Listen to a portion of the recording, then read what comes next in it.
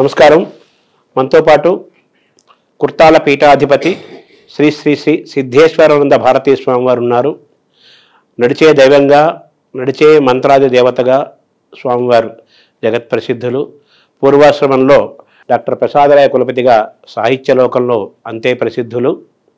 అవధానాలు, ఆశకవిత్వము, భవన విజయాలు, మంత్రశాస్త్రము, తంత్రశాస్త్రము, వ్యాయామము, మల్ల యుద్ధము, ఇలా అనేక రంగాలలో శిఖర సమానమైన ప్రతిభతో జగద్విఖ్యాతిగాంచిన పూర్వాశ్రమ డాక్టర్ ప్రసాదరాయ కులపతి గారు నేటి కుర్తాల పీఠాధిపతి శ్రీ శ్రీ శ్రీ సిద్ధేశ్వరానంద భారతీ స్వామివారితో మనం ఉన్నాము.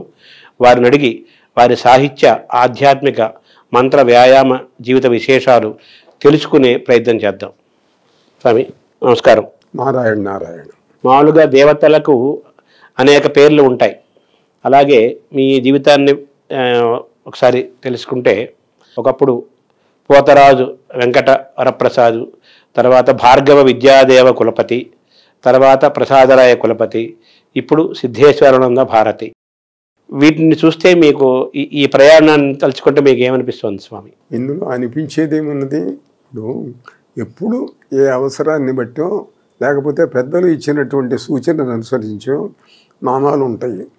పేరు పెట్టుకోవటం అనేటువంటిది పుట్టినప్పుడు తల్లిదండ్రులు పెడతారు. ఆ తర్వాత సన్యాసం తీసుకుంటే గురువు పెడతాడు పేరు. ఈ మధ్యకాలంలో కొంతమంది పెన్ నేమ్స్ పెట్టుకుంటుంటారు. తర్వాత నాకు సంబంధించినంతవరకు నేను ఏ పేరు పెట్టుకోలేదు. నాకు సిద్ధులైనటువంటి గురువులు, మహనీయులు సూచించిన పేరు సూచించినంతకాలం ఉపయోగించడం జరిగింది. ఇప్పుడు సన్యాసనామధేయం అనేటువంటిది ఇది పర్మనెంట్. అంటే ఈ భార్గవ విద్యాదేవ కులపతి అనే పేరు అది ఎవరు పెట్టారు? భృగు వంశానికి చెందిన వాడిని కనుక నాకు ధ్యాన మార్గంలో ఉన్నటువంటి గురువులు వాళ్ళు సూచించారు. ఈ ప్రసాదరాయ కులపతి అది అంతే. విద్యాదేవ కులపతిరితే శృత్యపూర్వ ప్రభావ అని చెప్పి ఇవన్నీ కూడా సూచనల ప్రకారం వచ్చినటువంటివి. మీ పూర్వాశ్రమంలో మీ జీవితాన్ని పరికిస్తే పితామహ వంశం పోతరాజు వారు, అలాగే మాతామహ వంశం కొప్పరపు వారు, ఈ రెండు వంశాల యొక్క ప్రేరణ, ప్రభావము మీ పూర్వ సాహిత్య జీవితంలో ఎటువంటి ప్రభావాన్ని చూపించింది స్వామి? తప్పకుండా చూపిస్తుంది. ఎందుకంటే పూర్వపూర్వుల యొక్క ప్రభావం ఉత్తరోత్తర వ్యక్తుల మీద ఉండటం మానవ సహజం. అందులో ఒక వంశాల్లో, అందులో నాకైతే ఉభయ వంశాలలో కూడాను ఆ రకమైనటువంటి సాహిత్య సంప్రదాయం ఉన్నది కనుక, అట్లనే సాధన, మంత్ర సాధన, దైవానుగ్రహం ఇవన్నీ ఉన్నాయి కనుక అవి పరంపరగా వచ్చినవి నేను స్వీకరించి దాన్ని అభివృద్ధి చేసుకున్నాను. అంటే మీ తాతగారు స్వయంగా కవి, ముత్తాతగారు కవి, నాన్నగారు కవి. అంటే మీరు బాల్యంలో కవిగా మారటానికి మీరు కవిగా మారారా, వాళ్ళ యొక్క ప్రభావంతో మారారా? ప్రధానంగా వాళ్ళ ప్రభావం. మా తాతగారు నాకు ప్రధానంగా ఆయన కవిత్వం నేర్పాడు, ఛందస్సు అన్నీ కూడా దగ్గరుండి నేర్పాడు. ఆయన దగ్గరే నేను పద్యాలు రాయటం, చేయటం అన్నీ నేర్చుకున్నాను. అక్కడే మా స్వగ్రామంలోనే ఆయన సన్నిధిలో మొదటి అవధానం కూడా చేశాను. అలా అభివృద్ధి చెందుతూ వచ్చి, అంటే అవధాన విద్య అనగానే తిరుపతి వెంకట కవులు, కొప్పరప్ప కవులు వాళ్ళు తలుచుకొని తీరాలి. మీరు తిరుపతి వెంకట కవుల యొక్క వారసత్వాన్ని పెంగళి లక్ష్మీకాంతం గారి ద్వారా, అలాగే కొప్పరప్ప కవుల మాతామహ వంశం కాబట్టి కొప్పరప్ప కవుల వారసత్వాన్ని రెండు మీరు పుణికిపుచ్చుకున్నారు. అలాగే వ్యాయామ సాధన కూడా మీరు చిన్ననాటే చేశారు. అంటే మంత్ర సాధన తర్వాత వస్తుంది.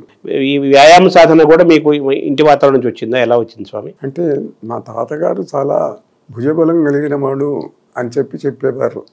చాలా బలాఢ్యుడు అని చెప్పి. ఆ పూర్వుల్లో కూడా కొందరు ఉన్నారు అని విన్నాను నేను. ఆ రోజుల్లో ఏమిటనంటే, ఒకసారి పొలంలో వెళ్తూ ఉంటే ఆ రైతు పెసర బస్తాలు పెట్టుకొని ఉన్నాడు. అవన్నీ బస్తాల్లో కట్టి పండి. నేను వెళ్తూ శీల్లో పూర్వులు ఒకడు మా మాతామహ వంశానికి చెందినటువంటి వాళ్ళు వెళ్తూ అవి నాకు ఇస్తావా అన్నాడు. పెసర బస్తాలంటే చాలా బరువుగా ఉంటాయి, మోసుకెళ్ళగలిగితే తీసుకెళ్ళు అన్నాడు ఆయన. ఆ రెండు చేతులతో పట్టుకొని భుజాన్ని వేసుకొని వెళ్ళిపోయినాడు ఆయన. అంటే అట్లా ఉభయ వంశములలో కూడాను బలాఢ్యులైన వ్యక్తులు ఉన్నారు.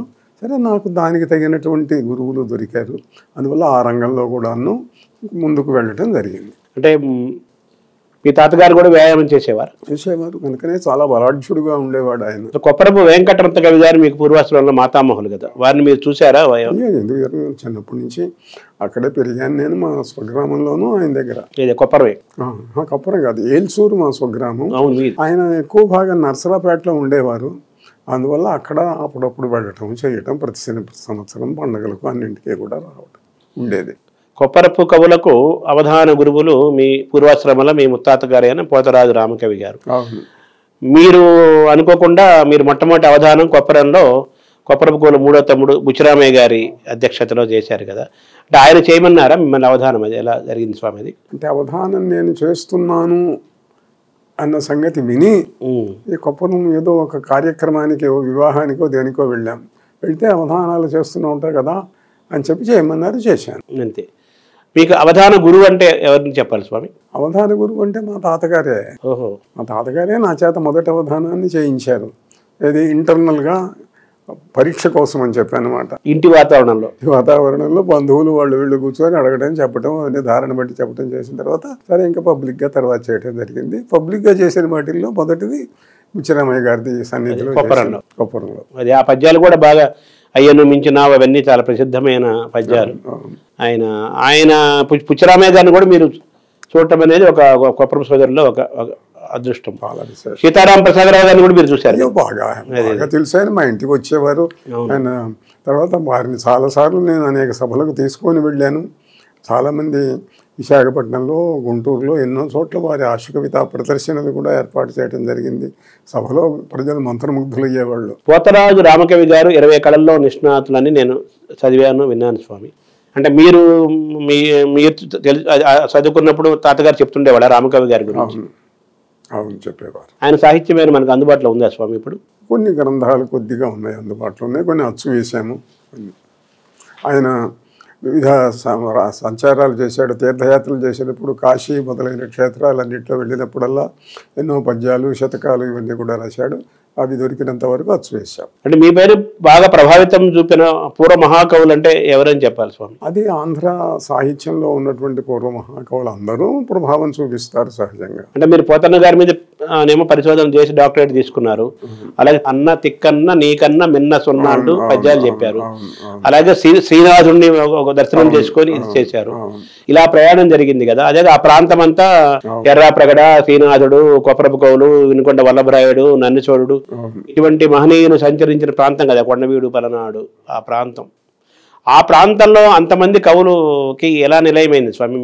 మీకు అనిపించింది అది కాల ప్రభావం, యుగ ప్రభావం, అప్పుడున్నటువంటి సమాజ వాతావరణం, రాజులు, సాహిత్య ప్రీతి, వాళ్ళు కవులను పోషించడం, వీటన్నింటి కారణాల వల్ల వచ్చింది అప్పుడు ఉన్నది. మీ ఇలవేల్పు ఏల్చూరు నరసింహస్వామి అని చెప్తారు, కరెక్టేనా స్వామి?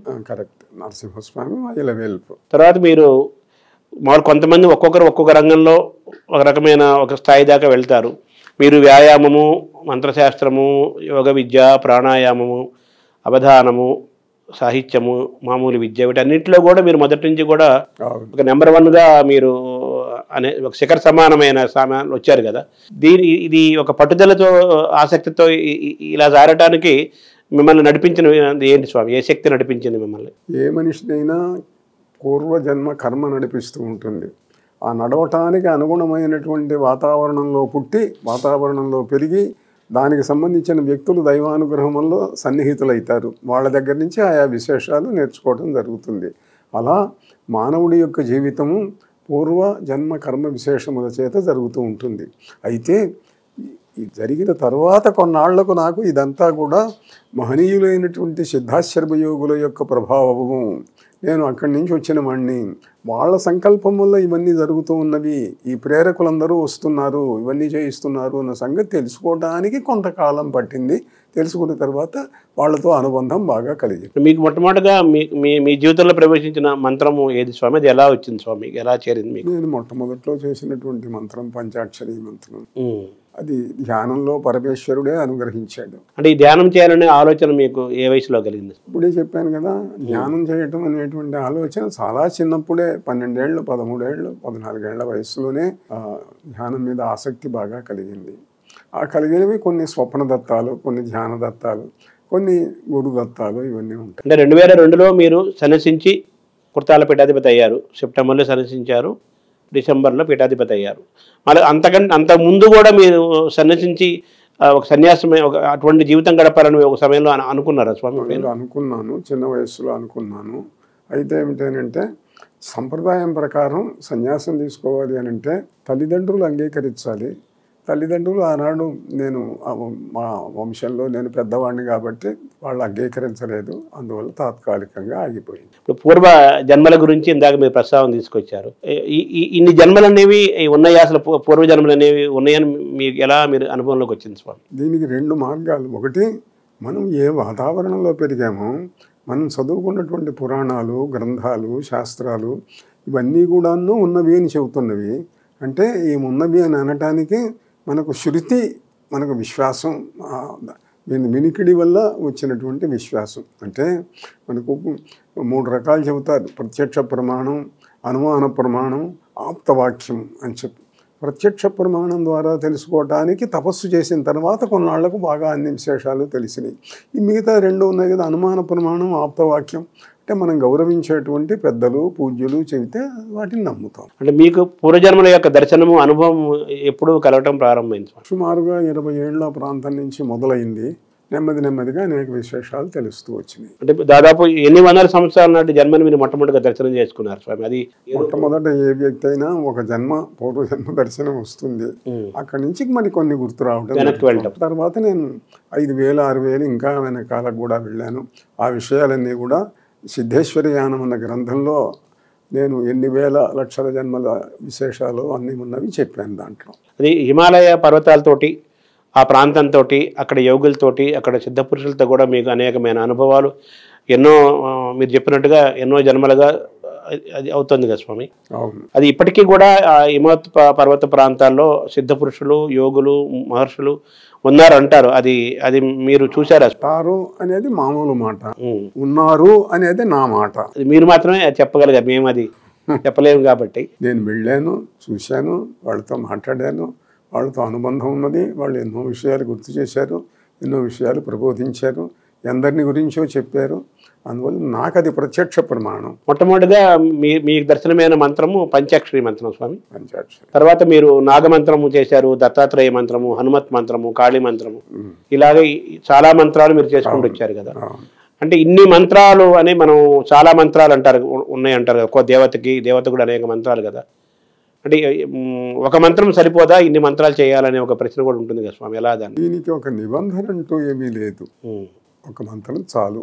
అయితే మామూలుగా ఇప్పుడు వైద్యశాస్త్రం ఉన్నదనుకోండి, ఒక్కొక్క వ్యాధికి మొదట్లో ఒక్క డాక్టర్లే ఉండేవాళ్ళు.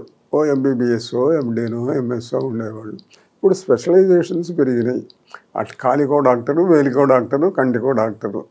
అట్లనే మంత్రశాస్త్రంలో కూడా అనేక లక్షల కోట్ల మంత్రాలు ఉన్నాయి. నవకోటి మహామంత్రాహ మంత్రశాస్త్ర గ్రంథాలు పెద్దలు మనకు అందించారు. వాటిలో మనకు దేనికి ఏది ప్రయోజనమో ఇస్తుందో, తేలుమంత్రానికి తేలుమంత్రం, పాము మంత్రానికి పాము మంత్రం, జ్వరమంత్రానికి జ్వరమంత్రం. అయితే ప్రధానంగా ఒక దేవతను ఇష్టదేవతగా పెట్టుకొని అది మాత్రం కొన్ని లక్షల కోట్లు చేసి ఆ దేవత యొక్క అనుగ్రహాన్ని పొందుతూ, అది ఆ దేవత మాత్రం మన జీవితాన్ని ఉద్ధరించేది, ముక్తిని ప్రసాదించేది. మిగిలినవన్నీ చిన్న చిన్న పనుల కోసం, అవసరాల కోసం చిన్న చిన్నవి చేస్తూ ఉంటాం. అంటే మామూలుగా మంత్రశాస్త్రము అంటారు కదా, అది ఎందుకని ఆ మంత్రశాస్త్రం అని అన్నారు స్వామి? శాస్త్రం అంటే అనేక విషయాలు శాసించి చెబుతుంది. నువ్వు ఇది చెయ్యి, ఈ పని అవుతుంది, ఈ పని చేస్తే ఇది వస్తుంది, ఈ మంత్రం చేస్తే ఇది వస్తుంది అని అనేక విషయాలు చెప్పవలసి వచ్చినప్పుడు అది శాస్త్రం అవుతుంది. అందువల్ల ఆ శాసించేది అనేటువంటిది అది పరమేశ్వరుడు, మహాదేవుడు అనేక వందల వేల మంత్రములను మానవాళిని ఉద్ధరించడానికి చెప్పారు. అటనే ఋషులందరూ కూడాను వాళ్ళకు దర్శనమైన మంత్రాలన్నీ చెప్పారు. ఎంతోమంది ఋషులు ఉన్నారు మనకు. వశిష్ఠుడు, వామదేవుడు, విశ్వామిత్రుడు, సాంకృతి, ఇట్లా ఎందరో ఉన్నారు. వాళ్లకు దర్శనమైన మంత్రాలు చెప్పారు, వాళ్ళు అనుగ్రహించారు. ఆ మంత్రాల్లో మనకి ఏది కావాలనుకుంటే అది గురూపదేశం పొంది చేయటం. అంటే మంత్రానికి మీరు గతంలో ఒకసారి చెప్పారు స్వామి, మంత్రానికి ఒక ఋషి, మంత్రానికి ఒక ఛందస్సు, మంత్రానికి ఒక మంత్రాది దేవత ఉందంటారు కదా. ఇప్పుడు మీరు చాలామందికి మంత్రాలు ఇస్తున్నారు, అలాగే కొంతమంది రకరకాల రూపాల్లో మంత్రాలు తీసుకుంటున్నారు, సాధన చేస్తున్నారు, ఉపాసన చేస్తున్నారు కదా. ఇప్పుడు ఆ మంత్రాది దేవత, ఆ మంత్రం యొక్క ఋషి, ఆ మంత్రం ఛందస్సు, వాటిని నమస్కరించుకొని ముందుగా ప్రారంభించాలని చెప్తారు. కొంతమంది మామూలుగానే మంత్రం చదువుకుంటున్నారు. ఏమైనా వ్యత్యాసం ఉంటుందా స్వామి? దాంట్లో తేడా అంటే తెలిస్తే ఋషి పేరు స్మరించవచ్చు. కొన్నిసార్లు కొన్ని మంత్రాలకు ఋషులెవరూ తెలియదు, ఛందస్సు ఏదో తెలియదు.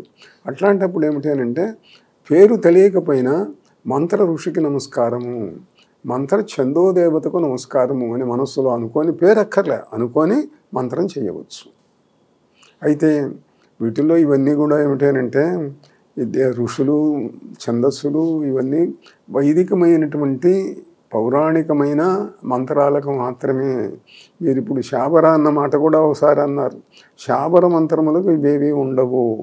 కేవలం మహాదేవుడు పరమేశ్వరుడు కిరాత రూపంలో ఒకసారి వచ్చి అర్జునుడి కోసం వచ్చినప్పుడు ఆయన ఆ రూపంతో ఉండంగా చదువు రాని వాళ్ళు, వేదం తెలియనటువంటి వాళ్ళు, శాస్త్రజ్ఞానం లేనటువంటి వాళ్ళు, యజ్ఞాలు చేయలేని వాళ్ళు, యజ్ఞముల యందు అధికారం లేనటువంటి వాళ్ళు, వాళ్లకు కష్టాలు ఉంటాయి. కొండల్లో ఉంటారు, అడవుల్లో ఉంటారు, సామాన్య ప్రజలుగా ఉంటారు. వాళ్ళకు చదువు రాదు, సంస్కృతం రాదు, వేదం రాదు. వాళ్ళ కష్టాలు పోగొట్టాలి. అందుకని ఇవేవీ అవసరం లేనటువంటి మంత్రములను, శాబరమైన మంత్రములు, శాబర విద్యలు, శబరుల కోసం, ఆటవికుల కోసం మహాదేవుడు ఇచ్చిన మంత్రాలు శాబర విద్యలైనవి. అంటే ఇప్పుడు మనకు ఇంద్రకీలాద్రి పైన అర్జునుడికి శివుడికి యుద్ధం జరిగినప్పుడు ఆయన పాశుపతాస్త్రం పొందారు కదా అర్జునుడు. అప్పుడు ఆయన ఏదైనా మంత్రశక్తి ద్వారా పొందారా? దాన్ని ఎలా చూడాలి? అర్జునుడు మంత్రశక్తి ద్వారా పొందడం ఏమిటి? ఆయన తపస్సు చేశాడు. ఇంద్రకీల పర్వతం మీద మొట్టమొదట ఇంద్రుని గురించి తపస్సు చేశాడు. ఇంద్రుడు వచ్చాడు. ఇంద్రుడు వచ్చి నన్ను గురించి ఎందుకు అయ్యా చేస్తున్నావు అని అంటే, నాకు ఇంద్రుడు అంటే ఇష్టం, నేను ఇంద్రపుత్రుణ్ణి అని అంటే, నిజమే సంతోషం, నేనే వచ్చాను. అయితే నువ్వు శివుణ్ణి గురించి తపస్సు చేయి, పాశుపతాస్త్రం పొందాలి అని ఇంద్రుడు ఉపదేశిస్తే అప్పుడు శివుణ్ణి గురించి తపస్సు చేశాడు. శివుడు అనుగ్రహించాడు. అంటే ఈ భక్త కన్నప్ప మీరు ఇందా కదా శాబరి మంత్రము, తర్వాత ఆటవికులు, శబరి ఇది వాతావరణంలో కూడా వాళ్ళకు కూడా మంత్రాలు ఉన్నాయి. అయితే రకరకాల రూపాల్లో ఆ మంత్రాలు వాళ్ళకు అందుతాయి. అది వాళ్ళు పొందుతారు, దాని ద్వారా శక్తిని సిద్ధిని పొందుతారు అన్నారు కదా స్వామి. ఇప్పుడు భక్త కన్నప్ప కథ చాలా ప్రసిద్ధమైంది. ఆయనకేమైనా అటువంటివి ఏమైనా ఉన్నాయా స్వామి? అంటే అతడి జీవితం రాయబడి ఉన్నది. అతడు కేవలం ఏమీ చదువురా అన్నటువంటి వాడు, కేవల భక్తి వల్ల తరించాడు. అతను శివ అనుకున్నాడు. అతడికి మంత్రమో తెలియదు, తంత్రమో తెలియదు, ఏమీ తెలియదు. కేవలం శివుని యందు ఉన్నటువంటి భక్తి చేత అతడు శివానుగ్రహాన్ని పొందాడు. భక్తి కిం నకరోత్యహో వనచరో భక్తావతంసాయతే. భక్తి ఏమి చేయదు, అందువల్లనే వనచరుడు కన్నప్ప భక్తాగ్రేసరుడైనాడు అని చెప్తారు. అంటే ఈ యజ్ఞ యాగాదుల కంటే, ఈ పూజల కంటే, ఈ హోమాల కంటే, ఈ మంత్రోపాసనల కంటే, వీటి శక్తి వీటికి ఉన్నప్పటికీ కూడా వీటన్నిటికంటే కూడా భక్తి చాలా గొప్పది అనేది. భక్తి చాలా గొప్పది, అన్నింటికంటే గొప్పది. కానీ భక్తి నిలవదు. ఇప్పుడు ఇది ఎట్లాంటిదంటే, మనస్సు ఏకాగ్రస్థితిగా ఉంటే మనకు దివ్యానుభవాలు తొందరగా వస్తాయి. మాకు ఏకాగ్రస్థితి నిలవటం లేదండి, కాన్సన్ట్రేషన్ నిలవటం లేదండి అంటారు. ఇది అట్లాంటిదే. కాన్సన్ట్రేషన్ నిలవకపోయినా, భక్తి అంతగా లేకపోయినా సిద్ధించేది, పనులు చేసి పెట్టేది, అనుగ్రహం చేసేది, ఇచ్చేది, బాధలు పోగొట్టేది మంత్రం. మంత్రాన్ని ఉచ్చరిస్తే భక్తి ఉండాలి. కానీ మహాద్భుతమైన పరమభక్తి నువ్వు తప్ప ఇంకోటి లేదు అని అనుకుండేటంత భక్తి లేకపోయినా కూడా మంత్రం పనిచేస్తుంది. మంత్ర సిద్ధినిస్తుంది, కార్యములన్నీ కూడా చేసి పెడుతుంది, కష్టాలు పోగొడుతుంది. అంటే ఎటువంటి మానసిక పరిస్థితిలో ఆ మంత్రాన్ని లోపల ఉచ్చరించినంత మాత్రాన, జపించినంత మాత్రానే మనకు ఆ లాభము, ఆ ఫలితం వస్తుంది. మంత్రానికి ఉచ్చారణ ప్రధానము. అందువల్ల మంత్రాన్ని ఉచ్చరిస్తే కావలసిన మొట్టమొదటి ఆది కాలాల్లోనైతే ఒకసారి మంత్రం చదివితే దేవత తిరిగి వచ్చేవాళ్ళు. కాలక్రమాన మానవుల యొక్క శక్తి తగ్గటం మొదలుపెట్టిన తర్వాత వేలు లక్షలు చేయటం వచ్చింది. జపం చేసినా సాక్షాత్కారం కావటం లేదు, దేవతలు అనుగ్రహించటం లేదు అని అంటే అప్పుడు ఋషులు దేవతలను అడిగారు, ఏమండి అయ్యా ఇది ఉన్న పరిస్థితి అది, మరి అందరూ సామాన్య మానవులు అయిపోతున్నారు, వాళ్ళకి ఎట్లా అంటే యజ్ఞాలు చేయండి తొందరగా వస్తాం మేము అన్నారు. యజ్ఞాలు చేస్తే, జపం చేసి యజ్ఞములు బాగా చేస్తే ఇంకా తొందరగా రావటం మొదలుపెట్టారు. ఎందువల్ల? యజ్ఞంలో ఉన్న అగ్ని మంత్రాగ్ని కనుక, దేవతలు తేజస్వరూపులు కనుక దాంట్లోకి తొందరగా వస్తారు, తొందరగా కనిపిస్తారు, కనిపించకపోయినా పనిచేస్తారు. మనకు వేదంలో మంత్రం ఒక సూక్తం ఉన్నది, పరోక్ష ప్రియా వైదేవాహ. దేవతలు పరోక్ష ప్రియులు, ప్రత్యక్షం కావటానికి అంత తొందరగా ఇష్టపడరు. కానీ ఇష్టపడకపోయినా వాళ్ళు పనులు చేస్తారు. పరోక్ష ప్రియులు వాళ్ళు. నాకు పనులు కావటమే కాదు, దేవతలు కూడా కనపడాలి అని అనుకుంటే కనపడేటంత తపస్సు చేస్తే కనిపిస్తారు, కనిపించకపోయినా పనులు చేయటం మొదలు పెడతారు మంత్రోచ్చారణ వల్ల. అంటే ఈ మంత్రం కొంతమంది పైకి చదువుతుంటారు, కొంతమంది లోపలనే మననం చేసుకుంటుంటారు. అది రెండు ఒకటేనా స్వామి? అది మంత్రం ఎలా చదవాలి? మంత్ర ఉచ్చారణ అనేది 3 రకాలు. ఒకటి మామూలు నోటితోటి రూపంతో ఉచ్చైస్వరం చేయటం, పైకి చదవటం.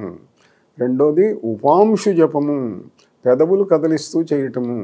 మూడవది మానసిక జపం, మనస్సులోనే చేసుకోవటం.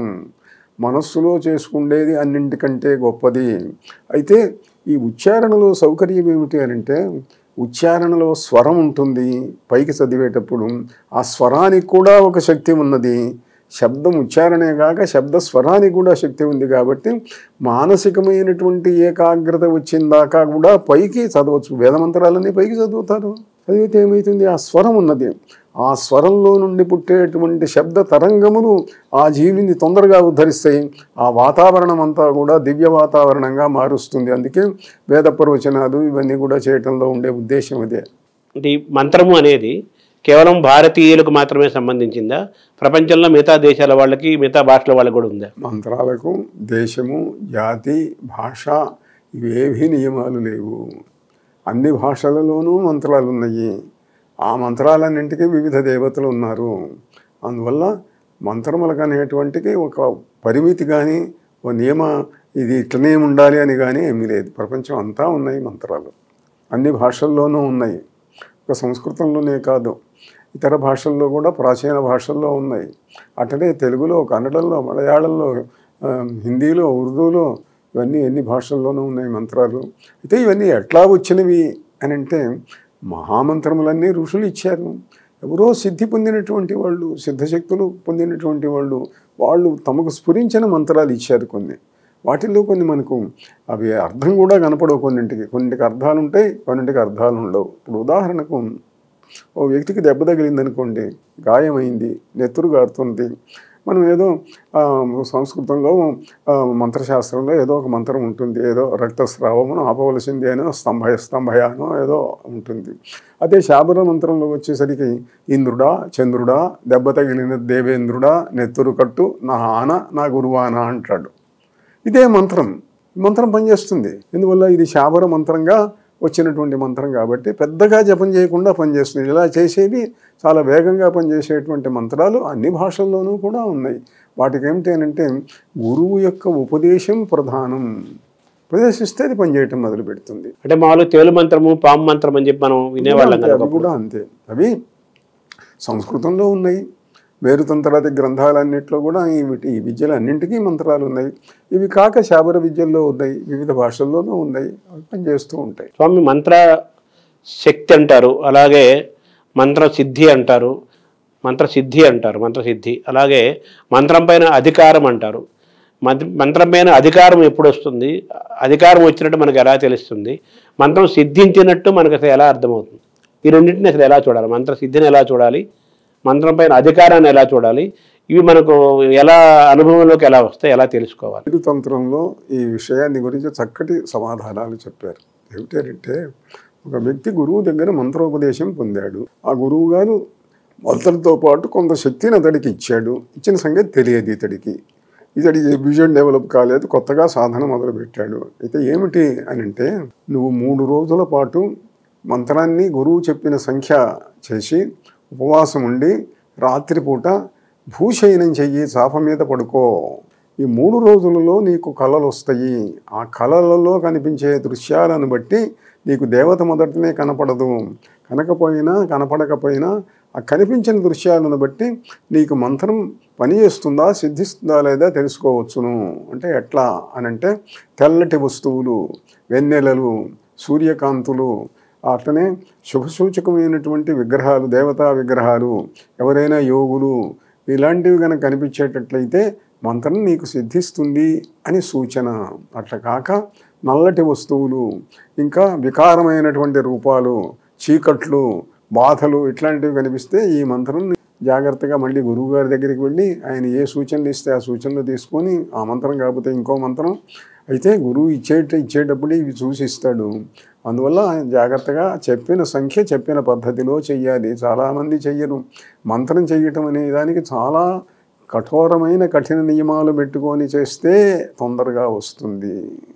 ఉపవాసాలు ఉండాలి, ఏకభుక్తం ఉండాలి.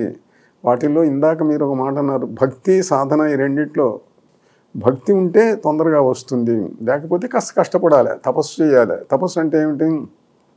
ఏదో నడుములోతు నీళ్లలో నిల్చోవటం, గొంతులోతు నీళ్లలో నిల్చోవటం, ఎండలో నిల్చోవటం, వానలో నిల్చోవటం, ఇట్లా శీత వాతాతపములకు ఓర్చి శరీరాన్ని సహించుకుంటూ స్వామి నీ కోసం ఎంత కష్టపడుతున్నానో చూడు అని అంటే వీడి దగ్గర మహాభక్తుడు కాకపోయినా అయ్యో నా కోసం ఇంత కష్టపడుతున్నాడు అని కొంచెం అనుగ్రహం ఇస్తారు. దాంట్లో కూడా ఏమిటంటే మంత్ర అధికారము అని అంటే నువ్వు మంత్రాన్ని గురువు చెప్పిన పద్ధతిలో, శాస్త్రంలో చెప్పిన పద్ధతిలో పురశ్చరణ చేస్తే, ఈ నియమాలన్నింటితోటి కూడా నువ్వు పురశ్చరణ చేస్తే ఆ చెప్పబడిన నియమ పద్ధతిలో కనుక చేసేటట్లయితే మంత్రం మీద అధికారం వస్తుంది. అధికారం రావటం అంటే ఆ మంత్రాన్ని నువ్వు కానీ నీవు ఇతరులకు కానీ ఆ మంత్రం యొక్క ప్రయోజనం ఏమిటో ఆ ప్రయోజనం వచ్చేటట్టు చేస్తుంది మంత్రం. నువ్వు ఇతరులకు మంత్రం జపం చేసి తీర్థం ఇస్తే వాళ్ళకు పనిచేస్తుంది, నీకు నువ్వు తీసుకుంటే నీకు పనిచేస్తుంది. ఇది మంత్ర అధికారం. మంత్ర సిద్ధి అని అంటే దేవత కనపడాలి, దేవత మాట్లాడాలి, మనం కోరినది ఇవ్వాలి. ఇలా మనం కోరే కోరికను బట్టి దాని యొక్క తీవ్రతను బట్టి నీకు వచ్చేటువంటి దర్శనాలు అనుభవాలు ఉంటాయి. పెద్ద కోరిక కోరితే తొందరగా రాదు, ఆలస్యం అవుతుంది, ఓపికతో శ్రమపడాలి. చిన్న చిన్న కోరికలు కోరామనుకో కనిపిస్తారు, వరం ఇచ్చినట్టుగా అంటారు, సరిపోతుంది. అందువల్ల ఈ దర్శనాలలో కూడా ఈ తేడాలు ఇవన్నీ కూడా ఉన్నాయి. సమయం, సందర్భం, స్థలం, కాలం ఇవన్నీ కూడా. అంటే ఈ మంత్రం ఇందాక మీరు అన్నారు, మంత్రం గురూపదేశం ద్వారా మంత్రం పొందాలి అన్నారు. ఇప్పుడు చాలామంది గురూపదేశం ద్వారా కొంత మీరంటి వారి దగ్గరకు వచ్చి, మీ దగ్గరకు వచ్చి ముఖ్యంగా కొన్ని లక్షల మంది స్వయంగా మంత్రాలు తీసుకున్నారు. అలా కాకుండా పుస్తకాలు గూగుల్లో, వికీపీడియాలో లేకపోతే ఇంకెవరో రకరకాల మార్గాల్లో మంత్రాలు తీసుకొని చదివేస్తున్నారు కదా స్వయంగా. అది దాన్ని ఎలా చూడాలి స్వామి? దాని ఫలితాలు ఎలా ఉంటాయి? అందుకే చిన్న విశేషం చెబుతాను. చాలా సంవత్సరాల కింద ఓ సంఘటన వచ్చింది పేపర్లలో. అది ఓ జడ్జి గారు విచారణ చేస్తున్నాడు, ఏదో కేసు విచారణ చేస్తున్నాడు. విచారణ చేస్తుంటే ఒక ఉపాసకుడు అయినటువంటి బ్రాహ్మణుడు సాక్ష్యం చెప్పవలసి వచ్చింది. వచ్చాడు, వచ్చి నిల్చుంటే ఆయన అడిగాడు, మీరు గాయత్రి మంత్రం చేస్తారా? చేస్తాను. మీరు మంత్రం చెప్పండి అంటే, అయ్యా ఈ కేసుకు నా మంత్రానికి సంబంధం ఏముంది అని అడిగాడు. సంబంధం ఉన్నదో లేదో నిర్ణయించేవాడిని నేను, నువ్వు చెప్పు అన్నాడు. మంత్రం నేను చెప్పనండి, మీరు కేసుకు సంబంధించి అడిగితే చెబుతాను అన్నాడు. పోనీ నేను చెబుతాను, ఇది మంత్రం అవునా గాయత్రి అవునా కాదా చెప్పు అని ఆయన గాయత్రి మంత్రం చదివాడు. అంటే ఆయన అన్నాడు, ఇది మంత్రం కాదండి, ఇది కొన్ని అక్షరముల పదముల యొక్క సముదాయం మాత్రమే. మరి మంత్రం ఇదే కదయ్యా, పుస్తకాల్లో ఉంది. పుస్తకాల్లో ఉన్నదండి, అది గురువు ఉపదేశించినప్పుడు మంత్రం అవుతుందండి అన్నాడు. అలానే ఇక్కడ కూడా ఏమిటి అని అంటే, మంత్రం పుస్తకాల్లో చదివితే చాలదు, శక్తి సరిపోదు. గురువు నీకు అంతో ఇంతో శక్తిని ఇచ్చి మొదలు పెట్టించాలి. అలానే ఇప్పుడు చాలామంది మీరు చెప్పిన పద్ధతుల్లో మంత్రోపదేశాలు చేస్తున్నారు. వాళ్ళకి అధికారం లేకుండా కూడా చేస్తున్నారు. వాడు ఒక్కసారి కూడా మంత్రం చేయకుండా అన్ని మంత్రాలు ఉపదేశాలు చేస్తుంటారు. కనీసం ఏక విజ్ఞానేన సర్వ విజ్ఞానం భవతి. ఒక్క మంత్రదేవత యొక్క అనుగ్రహాన్ని పొందితే మిగిలినటువంటి మంత్రములను ఇచ్చే అధికారం వస్తుంది. రామకృష్ణ పరమహంస ఆయన 12 ఏళ్ళు తపస్సు చేసి కాళీ సాక్షాత్కారాన్ని పొందాడు. పొందిన తర్వాత ఆయన జీవిత చరిత్రలో ఉన్నది మీరు చూసే ఉంటారు. జపమాల పట్టుకొని ఒక్కో మంత్రం ఒక్కో మాల చేసేవాడు 108 సార్లు. దేవత వచ్చి నిల్చుండేది ఎదురుగా. అలా ఎన్నో దేవతలను చూశాను నేను. ఆ అందరు దేవతలలోకి కూడా నాకు లలితా త్రిపుర సుందరి చాలా అద్భుత సౌందర్యంతో కనిపించింది అని అంటాడు ఆయన. ఆయనకి మిగతా దేవతలు ఎందుకు కనిపించారు? ఒక దేవత యొక్క అనుగ్రహాన్ని పొంది ఉన్నాడు కనుక మిగతా వాళ్ళు కూడా అనుగ్రహించి తొందరగా వచ్చారు. అలానే ముందు మంత్ర అనుగ్రహాన్ని తాను పొందాలి, మంత్రదేవత అనుగ్రహాన్ని పొందాలి, మంత్రసిద్ధిని పొందాలి. పొందిన తర్వాత ఉపదేశిస్తే వాళ్లకు శిష్యులుగా అది పనిచేస్తుంది. పుస్తకాలు చూసి చదివితే చెయ్యదు అని నేను అనను, కానీ 1,00,000 చేస్తే వచ్చేది 1,00,00,000 చేస్తే కానీ రాదు. అయితే దీంట్లో మేరుతంత్రంలో ఒక విశేషం చెప్పారు. మీకు నచ్చిన గురువు దొరకలేదనుకోండి, మీకు మంత్రం చేయాలనుంది, ఆ మంత్రసిద్ధుడైన వ్యక్తి నీకు దొరకలేదు, ఎవరి దగ్గర పడితే వాళ్ళ దగ్గర తీసుకోవడం నీకు ఇష్టం లేదు, మరి అప్పుడు ఎట్లా అంటే అప్పుడు అన్నారు, ఆ మంత్రాన్ని నువ్వు ఒక తాటాకు మీద రాయి, శివాలయానికి వెళ్ళు, పరమేశ్వరుడు మహాదేవుడు సర్వమంత్రోపదేష్ట ఆయన, మంత్రములన్నీ ఆయనలో నుంచి వచ్చినవి, ఆయన చెప్పినవి, ఇది శివలింగం ముందు పెట్టి దాన్ని పుష్పములతో పూజించి స్వామి నువ్వే నా గురువు, నేను ఇతరుల దగ్గర తీసుకోవడానికి నాకు సరి అయిన వ్యక్తి దొరకలేదు, నేను గురువుగా భావిస్తూ చేస్తున్నాను అని చెప్పి మహాదేవుడు నా గురువు అని భావించి మంత్రం చేయొచ్చును అని శాస్త్రంలో చెప్పారు. అలా పద్ధతి కూడా ఉంది. స్వామి, మీరు మంత్ర సిద్ధిని పొందటము, అనేక మంత్రాల సిద్ధి పొందటము, అనేక మంత్రాలపైన అధికారాన్ని సంపాదించటము, ఇవన్నీ కూడా అలాగే ఆ మంత్రాది దేవతలను మీకు దర్శనం అవటము, ఇవన్నీ కూడా మీకు జరిగాయి కదా స్వామి? అవును, జరిగినాయి. రామకృష్ణ పరమహంస గురించి మీరు చెప్పారు. సో మీరు కూడా ఇప్పుడున్న ఈ కాలంలో మీరు ఒక ఉదాహరణ కదా. చూశాను, మాట్లాడాను, అనుగ్రహాన్ని పొందాను. అంటే మంత్రం పనిచేస్తోందని ఆ మంత్రం ఉపాసించే వాళ్ళకి ఎలా అర్థమవుతుంది స్వామి? ఎలా అనుభవంలోకి వస్తుంది? దాంట్లో 2 పద్ధతులు. ఇంతకుముందు మంత్రదేవత అనుగ్రహిస్తుందా లేదా అనటానికి త్రిరాత్ర ఉపవాస నిద్ర గురించి చెప్పాను, స్వప్నంలో అనుభవాలు వస్తాయి అని చెప్పాను. మొదటిది, నువ్వు ఏ పని కోసం చేశావో ఆ పని అయితే మంత్రం పనిచేసినట్టు. నువ్వు వ్యాధితో వచ్చావు, వ్యాధితో వస్తే మంత్రం చేశావు, వ్యాధి పోయింది, పోతే మంత్రం పనిచేసినట్టేగా. అట్లనే ఇంకో పని కోసం చేశావు, ఆ పని అయితే మంత్రం పనిచేసినట్లే లెక్క. అలా పని అయితే మంత్రం పనిచేసినట్టు, పని కాకపోతే నువ్వు చేసేది సరిపోనట్లు లెక్క, సరిపోయేటంత చెయ్యాలి. కార్య గౌరవ లాఘవాత్ అన్నారు. పని పెద్దదైతే ఎక్కువ సంఖ్య జపం చేయాలి, హోమాలు చేయాలి, ఇవన్నీ ఉన్నాయి. కొద్దిదైతే తొందరగా అవుతుంది. నీకేదో జ్వరం వచ్చింది, 10 రోజులైనా తగ్గలేదు, చేస్తావు, తొందరగా తగ్గిపోతుంది. అట్లా కాదు, ఇంకేదో పెద్ద పని అడిగావనుకో, పెద్ద పని అడిగితే ఎక్కువ టైం పడుతుంది, ఎక్కువ చేయాలి. అంటే మామూలుగా ఈ మంత్ర సాధకులు, మంత్రోపాసకులు ఈ అనుమాన ప్రమాణం ఆప్తవాక్యాన్ని చూసుకోవాలి. 3 చెప్పారు కదా స్వామి మీరు. అదే ఇప్పుడు ఈ ఆయన చాలా మంత్రోపాసకుడు, మంత్ర సిద్ధ పురుషుడని గొప్ప వాళ్ళ గురించి మామూలుగా మనం చదువుతూ ఉంటాం, వింటూ ఉంటాం కదా స్వామి, అలాంటి వాళ్ళు. ఇప్పుడు ఈ మంత్రం అనేది ఎవరైనా చేయొచ్చని మీరు అని అంటున్నారు కదా స్వామి. మరి వాళ్ళకి వీళ్ళకి ఏంటి స్వామి తేడా? వాళ్ళు అని అంటే పెద్దలు అని పెద్దలు త్యాగై ఉన్నాడు, ఎన్నో ఆయన రామణ తామరక మంత్రం కొన్ని కోట్లు ఆయన జపించారు.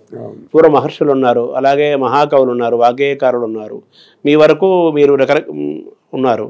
ఇప్పుడు మాలాంటి చాలా సామాన్య మానవులు ఉంటారు, వాళ్ళు మీలాంటి గురువు దగ్గర నుంచి ఒక మంత్రం తీసుకుంటారు, దాన్ని ఉపాసన చేస్తారు, సాధన చేస్తారు. ఆ పనిచేసే శక్తి ఎలా ఉంటుంది స్వామి ఇద్దరి మధ్య తేడా? శక్తి ఎలా ఉంటుంది అనే దానికి నిర్వచనం లేదు అసలు.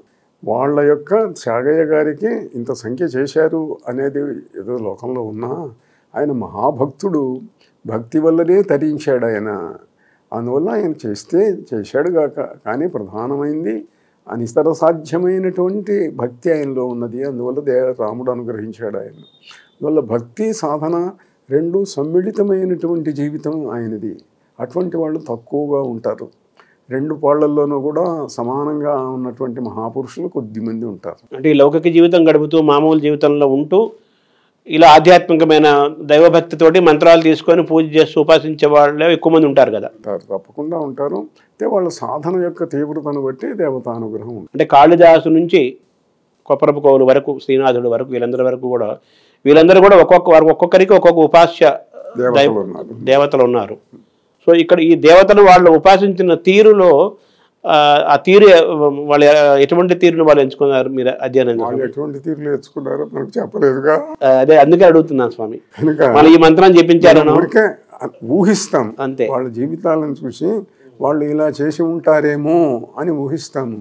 అని ఒకటి, వాళ్ళు కఠోరమైన తపస్సు చేసి ఇంతకుముందు చెప్పినట్టుగా ఎండల్లో వానల్లో చేశారు అనేది పెద్దగా ఆధారాలు లేకపోయినా భక్తి యొక్క తీవ్రత, వాళ్ళ యొక్క మహత్వం, వాళ్ళ శబ్దశక్తి, దానివల్ల వాళ్ళు దేవతానుగ్రహాన్ని పొందారు. అది ఒక్కటే కాదు, వాళ్ళు కారణజన్ములైనటువంటి వ్యక్తులు. పూర్వజన్మలో ఎంతో సాధన చేసి సిద్ధులైనటువంటి వ్యక్తులు ఈ జన్మలో వాళ్ళు కొద్దిగా స్మరించగానే దేవతలు వచ్చి అనుగ్రహించడం మొదలుపెట్టారు. అట్లాంటి వాళ్ళ మహాపురుషుల జీవితాలలో ఏదో ఒక నిమిత్తం ఉంటుందే తప్ప కేవలం ఈ సాధనే కాదు, అక్కడి నుంచి వచ్చినటువంటి శక్తి. జన్మాంతరమైన ప్రయాణం అది, దాంట్లో సందేహం లేదు. ఒక వ్యక్తి పెద్దగా చెయ్యకుండానే ఆ వ్యక్తికి శక్తులు వస్తున్నాయి, సిద్ధులు వస్తున్నాయి, పనులు చేస్తున్నారు. ఏమిటి అని అంటే పూర్వజన్మలో చేసిన దాని యొక్క కంటిన్యూయేషను. సో ఆ జన్మలు పూర్వజన్మల పట్ల మీకు అచంచలమైన విశ్వాసము, అనుభవము పూర్తిగా ఉన్నాయి. విశ్వాసం అనుభవం వల్ల వచ్చింది. అంతకుముందు విశ్వాసం శాస్త్రజ్ఞానం వల్ల వచ్చింది, ప్రమాణం వల్ల వచ్చింది, తర్వాత అనుభవం వల్ల వచ్చింది. తర్వాత మామూలుగా మనం మంత్రోపాసన, తర్వాత హోమాలు ఉన్నాయి, మంత్రంతో పాటు పూజలు ఉన్నాయి, జపాలు ఉన్నాయి, ఇలా అనేక రూపాలు ఉన్నాయి కదా.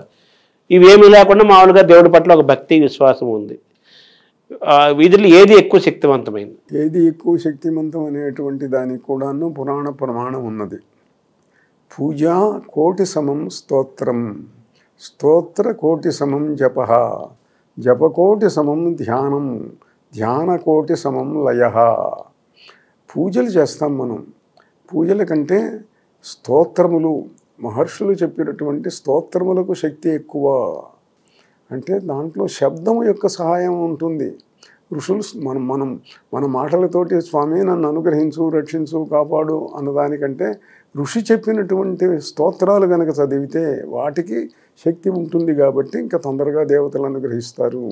పూజల యొక్క నెక్స్ట్ స్టేజీ స్తోత్రములు, స్తోత్రానికి నెక్స్ట్ స్టేజీ జపం. ఎందువల్ల స్తోత్రములు ఋషులు ఇచ్చారు, మంత్రం దేవతలు ఇచ్చారు. కనుక ఋషుల కంటే దేవతలు గొప్పవాళ్ళు. దేవతలేగా ఋషులకు మంత్రాలు ఇచ్చింది. కనుక మంత్ర జపం ఇంకా గొప్పది. జపకోటి సమం ధ్యానం, జపం కంటే కోటి రెట్లు ఎక్కువ ధ్యానం. ధ్యానం అంటే జపంలో నుంచి జపరహితమైనటువంటి స్థితికి వెళ్ళటం, శబ్దంలో నుంచి నిశ్శబ్దంలోకి ప్రయాణం చేయటం, అది జరగాలి. అక్కడి నుంచి ధ్యాన కోటి సమం లయ, మనస్సు పూర్తిగా లీనమైపోయి ఒక భావ సమాధి స్థితికి వెళ్ళటం, దాంట్లో అన్నిటికంటే గొప్పది. ఈ మధ్యలో హోమం, యజ్ఞం అనేటువంటిది ఒకటి ఉన్నది. జపం తర్వాత ధ్యానం, ఇంకో విభాగం యజ్ఞం, హోమం. జపంతో ధ్యానం నిలవదు, మనసు ఏకాగ్ర స్థితికి వెళ్ళదు. ఎంత చేసినా, ఎంత కష్టపడ్డా ఆలోచనలు వస్తున్నాయి, మనసు నిలవటం లేదు. హోమం చేయండి. హోమం చేస్తే మీ మనసు నిలవకపోయినా దేవత పని చేస్తుంది. అందుకే మహర్షులు యజ్ఞాలు చేయించారు. పిల్లలు కావాలి, పుత్రకామేష్టి, రాజ్యం కావాలి, రాజసూయాగం, మరొకటి యజ్ఞాలు చేయించారు. ఎందువల్ల? యజ్ఞంలో ఉన్న గొప్పతనం ఏమిటి అని అంటే ఎవరి తపశ్శక్తి ఖర్చు కాకుండా అప్పటికప్పుడు ఒక కొత్త శక్తి పుడుతుంది దాంట్లో నుంచి. ఆ పుట్టిన శక్తి పనిచేస్తుంది మంత్రం వల్ల. కనుక హోమం చాలా గొప్పది. జపం జపం చేస్తే కానీ హోమం చేసే అధికారం రాదు. జపం పరిమితంగా అంత చెప్పబడ్డ సంఖ్య చేయండి, అది చేసిన తర్వాత హోమాలు చేయండి. హోమాలు చేస్తే చాలా వేగంగా ఫలితాలు వస్తాయి యజ్ఞంలో. ఎందుకంటే యజ్ఞంలో దేవతలకు ఇష్టమైన వస్తువులను సమర్పించే అవకాశం ఉన్నది. ఒక్కో దేవత కొన్ని ఇష్టాలు ఉంటాయి. ఇప్పుడు ఒకటికి ఒక వస్తువు ఇష్టం, ఇంకోటికి ఇంకో వస్తువు ఇష్టం. మనం ఆహార పదార్థాల్లో కూడా చూస్తాము, ఇష్టానిష్టాలు తేడాలు ఉంటాయి. అట్లనే దేవతలలో కూడా కొందరికి పాలు ఇష్టం, కొందరికి పెరుగు ఇష్టం, కొందరికి ఏదో పరమాన్నం ఇష్టం, మరికొందరికి ఇంకా ఇష్టం. వాళ్ళ కోపం తెప్పించాలంటే మిరపకాయలతో హోమం చేస్తే కోపం వస్తే మన పని తొందరగా చేస్తాడు, కత్తి పుచ్చుకుంటారు. అలా వివిధ వస్తువులతో హోమాలు చేయటం ద్వారా దేవతా ప్రీతిని సంపాదించి, మంత్రం ఒకటే, వస్తువులు మారుతూ ఉంటాయి. ఒక్కోసారి మంత్రాలు కూడా దాన్ని అనుసరించి మంత్రాలు కూడా ఉంటాయి. సాత్విక మంత్రాలు, రాజస మంత్రాలు, తామస మంత్రాలు ఎన్నో ఉన్నాయి. అవన్నీ కూడాను తెలుసుకొని దాన్ని బట్టి చెయ్యాలి. సో ఓవరాల్ వీటన్నింటిలో అత్యంత శక్తివంతమైంది ఏదని చెప్పాలి స్వామి? శక్తివంతం కావటం అంటే ఏమిటి అని, అన్నింటికంటే ఏది శక్తివంతమైంది? మంత్రమా, హోమమా, జపమా, తపమా, పూజ? వీటన్నింటిలోనూ కూడా మంత్రం ఉందిగా. అన్నింటిలో ఉంది. మంత్రమే శక్తివంతమైంది. మంత్రం శక్తివంతమైంది. మంత్రాన్ని ఉపయోగించేటువంటిది. జపంలో మంత్రం ఉపయోగిస్తాం, హోమంలో మంత్రం ఉపయోగిస్తాం, ధ్యానంలో మంత్రం ఉపయోగిస్తాం. మంత్రమూలం. అందువల్ల మంత్రం ప్రధానమైంది. దాంట్లో నుంచి ఇవన్నీ వస్తాయి. వీటిని ఉపయోగించుకుంటాం మనం. ఇప్పుడు ఇనుప వస్తువు ఉన్నది, అది మంత్రం లాంటిది. దాన్ని కత్తి చేస్తే దానికి ఒకదానికి పనికి వస్తుంది, ఇంకో పని చేస్తే శుద్ధి చేస్తే ఇంకో దానికి పనికి వస్తుంది. వస్తువు అది రూపాలు మారుతూ ఉంటాయి. అస్త్రము శస్త్రము అంటారు కదా. అట్లా అస్త్రము శస్త్రము ఏమిటంటే, శస్త్రం అంటే ఆయుధము, వస్తువుతో చేసిన ఆయుధం, ఇనుమో మరొకటో. అస్త్రం అంటే మంత్రం. అంటే గడ్డి పరకని కూడా మంత్రంతో జపిస్తే అది ఒక వజ్రాయుధం అయిపోతుంది అంటారు కదా. అందరికి కాదు, కొద్ది మందికి అయింది, వాళ్ళకుండే అలా శక్తిని బట్టి. స్వామి, తర్వాత ఈ మంత్రోపాసన పెరిగే కొద్దీ వాళ్ళలో శక్తి ఉత్పన్నమవుతుందని మీరు చెప్తున్నారు కదా స్వామి. అది ఎవరికైనా అది వాళ్ళ ఉపాసన ద్వారా వాళ్ళు అనుభవించవచ్చు, తద్వారా దేవతా దర్శనం కూడా చేసుకోవచ్చు. ఇందాక మీరు ఒక మాట అన్నారు, పుత్రకామేష్టి యాగం ఇలాగ గతంలో పూర్వం ఎన్నో ఏళ్ల నుంచి అది జరుగుతోంది. ఇప్పుడు మనం ప్రయోజన హోమాలను చేస్తున్నాం కదా, వీటికి అక్కడి నుంచే ప్రేరణగా వచ్చింది చెప్పాలా స్వామి? అంతే కదా. ఇప్పుడు మంత్రశాస్త్రంలోనే ఈ కష్టం వస్తే ఈ మంత్రం యజ్ఞం చేయండి, జపం చేయండి అని చెప్పారు. అలానే వీటిల్లో ఇండివిజువల్గా వచ్చేటువంటి కష్టాలు, సుఖాలు, బాధలు అదొక విభాగం. ఎట్లాంటిదంటే, వ్యక్తి వస్తాడు, అయ్యా నాకు పిల్లలు లేరు, మా అమ్మాయికి పెళ్లి కాలేదు, ఈ వ్యాధి వచ్చింది, తగ్గించండి అని అంటాడు. వ్యక్తికి తగ్గించటం, వ్యక్తి యొక్క పనులు చేయటం సులభం. ఎందువల్ల ఒక్క వ్యక్తే మంత్రం ప్రయోగిస్తాడు, పనిచేస్తుంది. ఇప్పుడు ఆ వ్యక్తికి బాధపోయినందువల్ల ఇంకోటికి వచ్చే నష్టమేం లేదు, వాళ్ళ అమ్మాయికి పెళ్ళైనందువల్ల ఇంకోటికి వచ్చే ప్రమాదం ఏమీ లేదు, వాడి వ్యాపారం అభివృద్ధి పొందినందువల్ల ఇంకోటికి వచ్చే ప్రమాదం ఏమీ లేదు. అందువల్ల సాధనలు, ప్రయోజనాలు ఎక్కువ భాగం వ్యక్తినిష్టమైనప్పుడు తొందరగా పనిచేస్తాయి. కొద్ది శక్తే చాలు. అట్లా కాక కొన్ని లక్షల మందిని ప్రభావితులను చేయాలి, దేశాన్ని మొత్తాన్ని మార్చాలి, ఏదో యుద్ధాలలో గెలవాలి, ఎలక్షన్లలో గెలవాలి, లక్షల మందిని మార్చాలి అని అంటే మానవాతీతమైన అపార శక్తి ఉంటే తప్ప కుదరవు. వ్యక్తినిష్టములైనవి మాత్రం ఇట్లా ఉంటాయి. అంటే మంత్రాలు ఎవరు జపించవచ్చు, ఎవరు జపించకూడదు స్వామి? ఫలానా మంత్రాలు వీళ్ళు జపించకూడదని ఎక్కడా లేదు, ఎవరైనా జపించవచ్చు. వాళ్ళ అర్హతలను బట్టి, వాళ్ళ కోరికలను బట్టి, వాళ్ళకు ఉండేటువంటి యోగ్యతను బట్టి ఏ మంత్రం చేస్తే మంచిది అనేది వాళ్ళు నిర్ణయించుకోవచ్చు, లేదా గురువు నిర్ణయిస్తాడు. నాయనా ఈ మంత్రం చేయి, నీకు మంచిది, నీలో చెడు ఆలోచనలు ఎక్కువ వస్తున్నాయి, కాస్త గాయత్రి మంత్రం చేయని ఆయన బాగుపడతావు, నువ్వు మంచివాడివే కానీ ఇబ్బందులు వస్తున్నాయి, కాస్త ఏదో దుర్గా మంత్రం చెయ్యి, ఇంకేదో కాళీ మంత్రం చెయ్యి, ఆ తొందరగా కష్టాలు తీరుస్తుంది దేవత. అట్లా గురువు ఏ మంత్రం చేస్తే మంచిదో అవతల వాడి యొక్క అవసరాన్ని గమనించి తెలుసుకొని, తన ప్రజ్ఞతోటి తెలుసుకొని కావలసిన మంత్రాన్ని చెప్తాడు, అది చెయ్యాలి. స్త్రీలు, బాలలు, వితంతువులు, వృద్ధులు, ఇలాగే భర్త వెళ్ళిపోయిన వాళ్ళు, భార్య వెళ్ళిపోయిన వాళ్ళు చాలామంది ఉంటారు కదా సమాజంలో. వీళ్ళు ఎవరైనా చేయొచ్చా? ఎవరైనా చేయొచ్చు. మానవుడైనటువంటి వాడు ఎవరైనా సరే, స్త్రీలు, పురుషులు, వయస్సు వీటితో సంబంధం లేదు. దేవతను ప్రార్థించడానికి, దేవుణ్ణి ప్రార్థించడానికి అర్హత అందరికీ ఉంటుంది. అయితే ఒకటి, మంత్ర సాధనలో కావలసిన పద్ధతులు, ఆ నియమాలను అనుసరించి, కొన్ని ప్రత్యేక మంత్రాలకు కొన్ని నియమాలు ఎక్కువ ఉంటాయి, అవి అనుసరించి చేయగలిగితేనే చెయ్యాలి వాటిని. ఇప్పుడు వృద్ధుడు ఉన్నాడు, అయినా ఏదో ధ్యానం చేసుకో, పంచాక్షరి చేసుకో, అష్టాక్షరి చేసుకో, నువ్వు తరిస్తావు అంటే సరే. అట్లా కాదు, నువ్వు ఎండలో ఎండుతూ, వానలో మాడుతూ, వానలో తడుస్తూ చేయగలడా? చేయలేడు కదా. కనుక వాళ్ళు చేయగలిగింది వాళ్ళ వయస్సును బట్టి, అవకాశాన్ని బట్టి, పరిస్థితులను బట్టి మంత్ర సాధన మార్గాన్ని ఎన్నుకోవాలి, మంత్రదేవతను ఎన్నుకోవాలి. ప్రతి వ్యక్తి కూడా వాళ్ళ స్వప్రయోజనాల కోసం, వాళ్ళ సొంత పనుల కోసం, వాటిని సాధించడం కోసం రకరకాల మంత్రాన్ని జపించుకుంటున్నారు, తీసుకుంటున్నారు, ఉపాసిస్తున్నారు, జరుగుతుంది. ఈ లోక కళ్యాణం కోసం, ప్రపంచం కోసం ఎవరు మంత్రం చేస్తున్నారు? అది కూడా జరుగుతున్నది కదా. ఇప్పుడు ఇంతకుముందు చెప్పినట్టుగా ఎవరి అవసరాలు వాళ్ళకు ఉంటాయి, కానీ ఆ అవసరాలు తీర్చుకోవటానికి కావలసిన మంత్రాలు చేస్తారు. మానవులలోనే కొంతమంది స్వార్థాన్ని వదులుకొని దేశం కోసం, ధర్మం కోసం తమ జీవితాలను సమర్పించినటువంటి మహాపురుషుల గురించి మనం చూస్తున్నాం. ఆ కోవలో ఉండేటువంటి వాళ్ళు మంత్ర సాధన, తపస్సు దేశం కోసం చేస్తారు. వాళ్ళు తమ తపశ్శక్తి మొత్తం దేశం కోసం ధారపోస్తారు, జాతి కోసం ధారపోస్తారు, ధర్మం కోసం ధారపోస్తారు. అలా చేసినటువంటి మహనీయుల వల్లనే మనకు దేశానికి స్వాతంత్ర్యం వచ్చింది, మరి మా మంచి జరుగుతున్నది అని అంటే అటువంటి మహనీయులు ఉండటం వల్లనే ఉన్నారు మన దేశంలో. ఇప్పుడు మనం రాజుల కాలం నుంచి, ఆ కాలం నుంచి రాజకీయ నాయకుల కాలంలోకి మనం వచ్చేసాము. రాజకీయ నాయకులే రాష్ట్రాలని, దేశాన్ని, ప్రాంతాలని పరిపాలిస్తారు. ఇది ఎన్నికల సమయం కూడా. రాజకీయ నాయకులు కూడా వాళ్ళు ఎవరికి వాళ్ళు ప్రతిపక్షంలో కూడా ఉంటారు, అధికారంలో ఉంటారు. ఎవరికి వాళ్ళు అధికారంలోకి రావాలని వాళ్ళు ఇలాంటి వాళ్ళకి వచ్చి దర్శనం చేసుకొని మంత్రాలు తీసుకొని వాళ్ళు సాధన చేస్తూ ఉంటారు కదా. మరి వాళ్ళదేమో ఏదో లోక శ్రేయస్సు, సామాజికమైన ఇది అనేవాళ్ళు కొంతమంది ఉంటారు. కేవలం తమ అధికారంలోకి రావాలన్న ఆలోచనతో ఉండేవాళ్ళు కొంతమంది ఉంటారు. ఎక్కువ మంది వాళ్ళు ఉంటారు. బాగా ఎక్కువ మంది వాళ్ళు ఉంటారు. మరి అప్పుడు ఈ దైవము ధర్మపక్షపాతి కదా. ధర్మానికి, దైవానికి, మంత్రానికి అనుబంధం ఉంటుంది కదా. అప్పుడు మరి దీన్ని వచ్చే ఫలితాన్ని ఎలా చూడాలి? మన దీంట్లో ఒక చాలా సున్నితమైన అంశం ఒకటి ఉన్నది. దైవము ఎప్పుడూ ధర్మపక్షపాతే. అయితే ఆ దైవమున్న శబ్దానికి ఉన్న నిర్వచనం కష్టం. ఇప్పుడు తపస్సు చేస్తే ఎవరికైనా వాళ్ళు వరమిస్తారు, దుర్మార్గమైనా ఇస్తారు, సన్మార్గమైనా ఇస్తారు. హిరణ్యకశిపుడికి ఇచ్చారు వరాలు, రావణాసురుడికి ఇచ్చారు, రాక్షసులకు ఇచ్చారు. ఎందుకు ఇచ్చారండి వరాలు వాళ్ళకు? దేవతలు ధర్మబద్ధులు కదా అని మీరు అడిగితే, దేవతలు తపస్సుకు వశులు. తపస్సు చేస్తే ఇచ్చి తీరాలే. వాడు తప్పు చేస్తే తర్వాత మళ్ళీ వాళ్ళే శిక్షిస్తారు. కానీ తపస్సు చేస్తే వరం ఇచ్చి తీరాలి. అది ఆ సృష్టిలో ఉన్నటువంటి ఒక మహాధర్మం. అది కష్టపడ్డవాడు, తపస్సు చేసేవాడు, వాడు తర్వాత దేనికి వినియోగిస్తాడు అనేది తర్వాత, ముందు ఇస్తారు. కనుక ఏమిటి, ఈ వీళ్ళల్లో కోరిక గలవాళ్ళు, యోగ్యత గలవాళ్ళు జపములు చేసి, హోమములు చేసి, లేకపోతే చేయించుకొని కొన్ని పనులు సాధించుకోవటానికి ప్రయత్నించవచ్చు.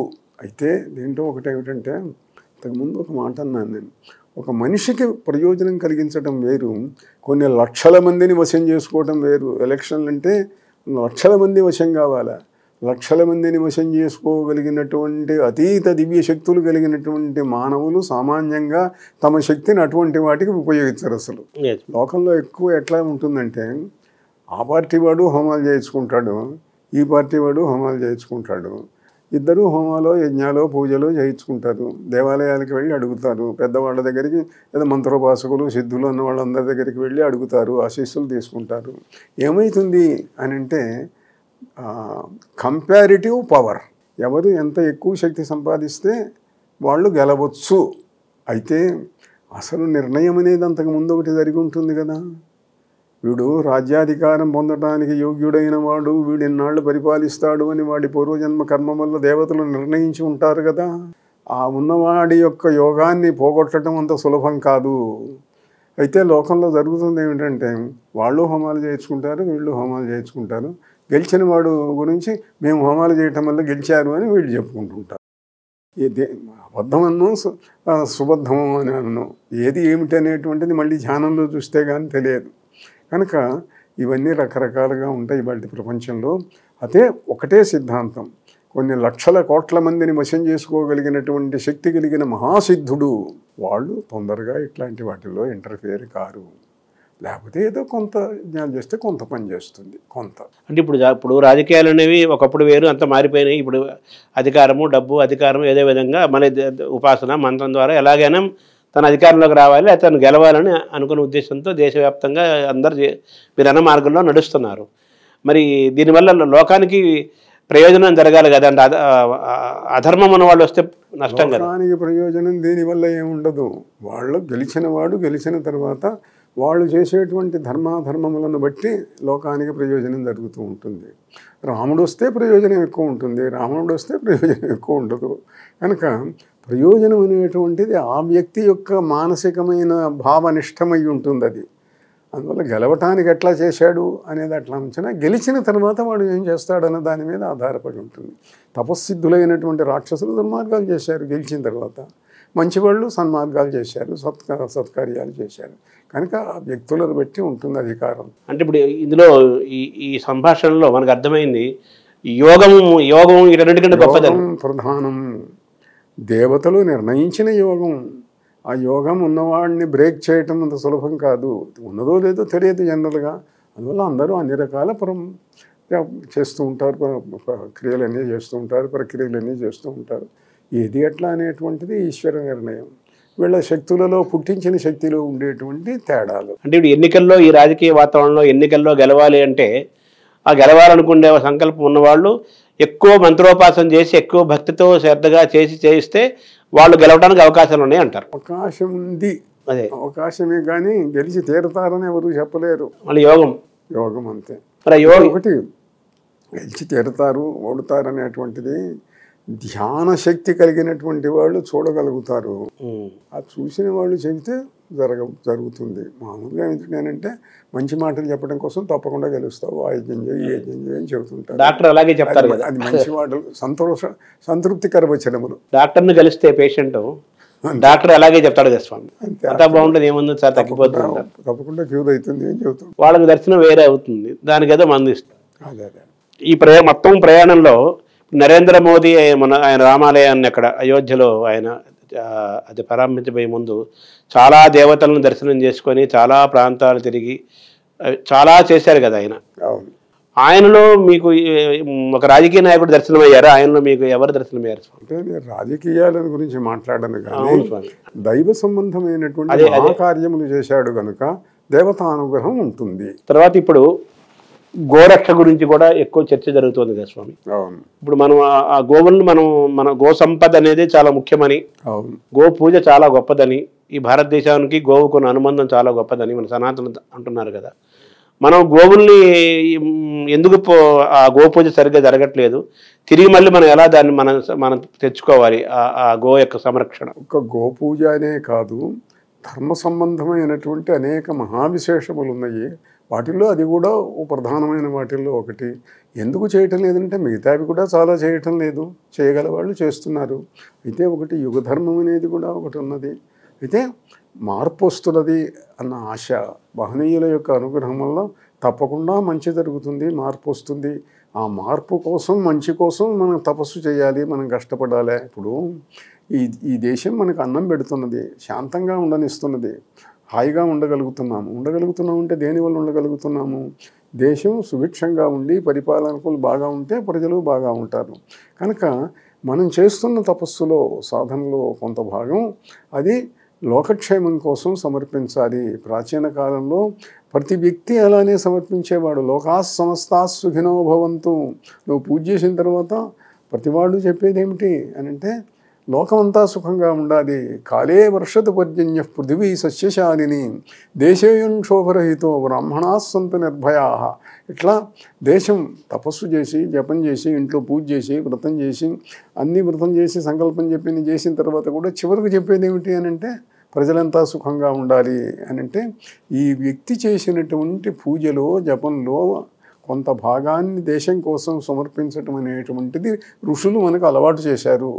ఆ అలవాటు బాగా కొనసాగి దేశం కోసం ఇంకా ఎక్కువ శక్తి సమర్పించడం జరిగిన నాడు మంచి ఇంకా జరుగుతుంది. యోగం గొప్పదన్న, అన్నిటికంటే యోగం ఉండాలి, యోగం గొప్పదన్నారు కదా.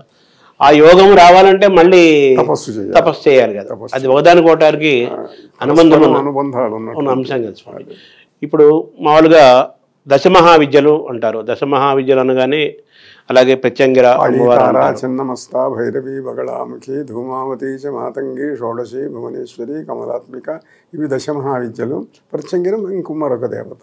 ఈ దశమహావిద్యలు, ఈ ప్రత్యంగిర ఉపాసన, ఇది సాధన అందరూ చేయకూడదు, కేవలం కొంతమంది చేయాలి, ఇళ్లలో చేయకూడదు, ఇలా చేయకూడదు, రకరకాల దాని మీద అనుమానాలు, సందేహాలు, భయాలు ఉన్నాయి కదా స్వామి. దాన్ని ఎలా చూడాలి స్వామి? ఎవరైనా చేయొచ్చు. అయితే ఏమిటనంటే ప్రయోజనం మంచిదిగా పెట్టుకొని చేస్తే ఇంట్లో చేయటం మంచిది. దుష్టమైన ఆలోచనలు, వాడిని చంపాలి, వీడిని చేయాలన్న ఆలోచనలతో ఉన్నవి ఇంట్లో చేయటం మంచిది కాదు. ఎందుకంటే మన మనస్సులో నుంచి పుట్టినటువంటి భావ తరంగాలు అది అంతటా కూడా వ్యాపిస్తాయి. కేవలం మానసికమైన ఆలోచనలే కాక మంత్రంతో వచ్చే ఆలోచనలకు శక్తి ఎక్కువ ఉంటుంది. కనుక దుస్వభావంతో దుష్ట ప్రయోగాలు చేసేవి ఇంట్లో చేయటం మంచిది కాదు. దేవతానుగ్రహం కోసం చేసేటప్పుడు ఏ దేవతనైనా చెయ్యవచ్చు. కావ్యకంఠ వాసిష్ఠ గణపతిని ఒక మాట చెప్పాడు. ఇప్పుడు బగళామికున్నది శత్రువులను స్తంభింపజేసేటువంటి దేవత. నా శత్రువులు స్తంభింతురుగాక అని అడగవచ్చు, తప్పు లేదు. కానీ అంతఃశత్రు స్తంభన కామవా జపేత్ అన్నాడు ఆయన. అంతఃశత్రువులను స్తంభించాలి, నా కామక్రోధ లోభమోహ మదమాత్సర్యములను స్తంభింపజేయి తల్లి అని ప్రార్థించేవాడు ఇంట్లో చేయొచ్చు. శత్రువులను ఫలానా వాడిని చంపు, ఫలానా వాడిని చంపు అని అవి ఎక్కువ దుష్టభావ తరంగాలను వాతావరణంలో సృష్టిస్తాయి. కాబట్టి అవి కాస్త దూరంగా, అవి తిరిగి రివర్స్ స్వామి. అంతే కదా మరి, అంతే కదా. అది ప్రయోజనాన్ని బట్టి దుష్ట ప్రయోజనాలు ఉండేటువంటివి ప్రయోగాలు ఇట్లాంటివి ఇంట్లో చేయటం మంచిది కాదు. మామూలుగా చెప్పం తీవ్ర విద్యలైనా ఏ విద్యలైనా ప్రయోజనం మంచిదైతే మంచిది, ఎక్కడైనా చేయొచ్చు, ఇంట్లో చేయొచ్చు. స్వామి, ఈ పీఠాలు, మఠాలు, అలాగే ఈ సన్యాసులు, అలాగే ఈ ఈ జీవనంలో నడిచేవాళ్ళు, వీరందరూ కూడా భారతీయమైన సనాతన సంప్రదాయాన్ని రక్షించడానికి, ప్రచారం చేయడానికి, ప్రజల్ని వాటి వైపు చైతన్యపరచడానికి కదా ఇవన్నీ వ్యవస్థలన్నీ ఎన్నో ఏళ్ళుగా నిర్మాణమై ఉన్నాయి కదా. ఇన్నేళ్ల నుంచి, ఎన్నో ఏళ్ళ, వేల సంవత్సరాల నుంచి అది జరుగుతున్నప్పటికీ కూడా భక్తి ప్రస్తుత కాలం చూస్తే భక్తులు పెరుగుతున్నారు కానీ ధర్మం తగ్గుతోంది కదా స్వామి. దీన్ని ఎలా చూడాలి? భక్తులు పెరుగుతున్నారు, ఎందువల్ల? భక్తిలో స్వార్థ భక్తి పెరిగినందువల్ల. నాకు ధనం రావాలి, నేను ఎలక్షన్లో గెలవాలి, నాకు అధికారం కావాలి, దానికోసం గుడికి వెళ్తున్నాను అనుకుంటున్నాడే కానీ దేశం కోసం, జాతి కోసం, ధర్మం కోసం వెళ్తున్నాను అని అనుకోవటం లేదు. అందువల్ల ఉన్న పరిస్థితి అట్లా వస్తుంది. మానవుడు స్వార్థం ఉన్నంతకాలం ఈ బాధలు, ఇబ్బందులు తప్పవు. అయితే మంచి స్వార్థం అయితే తప్పేం లేదు దాంట్లో. ఇప్పుడు నాకు బాగా కావాలి అని కోరుకుంటే తప్పు లేదు, నేను ఐశ్వర్యవంతుని కావాలనుకోవటం తప్పు కాదు, నేను రాజు కావాలనుకోవటము తప్పు కాదు. అయితే వాడు నాశనం కావాలి అనుకోవటం తప్పు. కనుక అందుకే ఇందాక చెప్పినట్టుగా ఏ పని చేసినా చిట్ట చివరి లోకా సమస్తా సుఖినో భవంతు అనేటువంటి ఆర్ష భావన మనం పెంపొందించుకోవాలంటే మానవుణ్ణి మార్చాలి. మానవుడు గనక మారితే, మంచి మంత్రములు చేస్తే, ఓ గాయత్రి చేస్తే, పంచాక్షరి చేస్తే, అష్టాక్షరి చేస్తే, మహామంత్రములను గనుక ఎక్కువ ఉపాసించేటట్టయితే నీ చుట్టూ ఉన్నటువంటి వాతావరణం అంతా కూడా ప్రశాంతమైనటువంటి స్థితికి వస్తుంది. అధర్మ భావన పోతుంది. మనస్సు మీద మంత్రం ప్రభావం చూపిస్తుంది. ధియో యౌనః ప్రచోదయాత్, బుద్ధిని నడుపుతుంది దేవత. అన్ని మంత్రాలు అంతే. కనుక బుద్ధిని నడిపేటువంటి, సద్బుద్ధిని నడిపేటువంటి దేవతా మంత్రములను గనక ఎక్కువ చేసేటట్లయితే వాడు ఉద్ధరించబడటమే కాకుండా వాడి చుట్టూ ఉన్న వాతావరణం, చుట్టూ ఉన్నటువంటి గ్రామము, రాష్ట్రము, దేశము అన్నీ కూడాను వాడి తపశ్శక్తుల వల్ల బాగా ఎక్కువగా అయ్యేటువంటి అవకాశం ఉంటుంది. కనుక సన్మంత్రములు చేయాలి, మహామంత్రములు చేయాలి, సాత్విక మంత్రాలు చేయాలి. చేసి కోరుకో నీకేం కావాలంటే అది. అంటే పీఠాధిపతి నుంచి, స్వామి నుంచి, పీఠాధిపతిగా ఉన్నవారు ప్రజలకు ఇచ్చే మంత్రాల్లో ఓం ప్రణవం మాత్రమే ఇవ్వాలి కానీ మిగతా ఇవ్వకూడదు అంటారు కదా స్వామి. దాని మీరు అందరికీ అన్ని మంత్రాలు ఇస్తున్నారు కదా, దీన్ని ఎలా చూడాలి స్వామి? అంటే ఇంతకుముందు చెప్పినట్లుగానే ప్రణవం అందరికీ కాదు, ప్రణవం ఎంపిక చేయబడిన వ్యక్తులు మాత్రమే చేయాలి. ప్రణవం చేసినటువంటి వ్యక్తికి శాస్త్రంలో చెప్పబడ్డ ప్రకారం ఓమిత్యేకాక్షరం బ్రహ్మం యాహరన్ మా అనుస్మరన్ భగవద్గీతలో చెప్తాడు. వాణ్ణి నేను నా దగ్గరికి తీసుకుంటాను అన్నాడు. భాగవతంలో విష్ణుమూర్తి ఒక మాట చెబుతాడు, నేను ఎవరిని ఉద్ధరించదలుచుకున్నానో వాడి యొక్క ఐశ్వర్యమును తొలగిస్తాను, వాడి కొంచెం కష్టాలు వచ్చేట్టు చేస్తే వాడు నన్ను మర్చిపోకుండా స్మరిస్తూ ఉంటాడు. అలా మర్చిపోకుండా స్మరించేటట్లు చేసి వాడి అనుబంధాలన్నీ కూడా తొలగించి నేను వాడిని నా దగ్గరికి తీసుకుంటాను. వాడికి ఏదో భార్య మీద ప్రేమ, పిల్లల మీద ప్రేమ, ధనం మీద ప్రేమ, అధికారం మీద ప్రేమ ఇవన్నీ ఉన్నంతకాలం నా దగ్గరికి రాలేడు. రావాలనంటే ఇవన్నీ పోవాలి. ఇవన్నీ పొయ్యేట్లు చేస్తాను నేను నా మంత్రం చేస్తే, ప్రణవం చేస్తే, అష్టాక్షరి చేస్తే, పంచాక్షరి చేస్తే. కనుక దేవతలు రక్షించే విధానంలో కూడా చాలా తేడా ఉంటుంది. కనుక ఓంకారం మీరు అన్నారే, ఓంకారం చేస్తే, ప్రణవం చేస్తే హాయిగా చేయండి. కొన్నాళ్ళకు భార్య, పిల్లలు, అనుబంధాలు అన్నీ కూడా అవే తొలగిపోతాయి. మీరేం ఆలోచించకుండానే వాటంతటా అవి తొలగిపోతాయి. అందరూ అట్లా ఉండకూడదు. ఏదో భార్య పిల్లలతో సుఖంగా ఉండాలని వస్తారు కనుక వాళ్ళకు ప్రణవం చెప్పకూడదు. ప్రణవం సన్యాసయోగ్యత ఉన్న వాళ్ళకు మాత్రమే చెప్పాలి, వాళ్ళే చెయ్యాలి. చాలామంది తెలియక కొన్ని ఆశ్రమాల్లో కూడా అందరి చేత ఓంకారం చేయిస్తుంటారు. ఏదో 10 సార్లు 100 సార్లు చేస్తే పెద్ద ఇబ్బంది ఏం లేదనుకోండి. కానీ అదే ఒక తపస్సుగా చేస్తే ఈ ఫలితాలు వస్తాయి. అయితే మిగతావి ఏమిటి అని అంటే, ఇప్పుడు శంకర్ల వారు ఉన్నారు, ఆమ్నాయ పీఠాలు ఏర్పరిచారు. ఆయన ఎన్నో దేవతా స్తోత్రాలు రచించారు. ఎన్నో కాశీ విశ్వనాథుని గురించి, లలితాదేవిని గురించి, భైరవుని గురించి, అమ్మవారిని గురించి, విశాలాక్షిని గురించి, మాతాన్నపూర్ణేశ్వరి ఎన్నో చేశారు ఆయన. అంటే స్తోత్రం, ఆయన చెప్పిన ప్రతి స్తోత్రము మంత్రమే. కనుక దేవతా పీఠంలో స్థాపించినటువంటి దేవతను పూజ చేయాలని అంటే మంత్రంతో చేస్తారు. మరి ఆయన దేవతను స్థాపించాడు కదా, మరి పీఠాధిపతి పూజ చేయాలి కదా, చేయాలంటే మంత్రం ఉండాలి కదా. కనుక సర్వమంత్రాధికారములు కూడాను సన్యాసికి ఉంటాయి, పీఠాధిపతికి ఉంటాయి.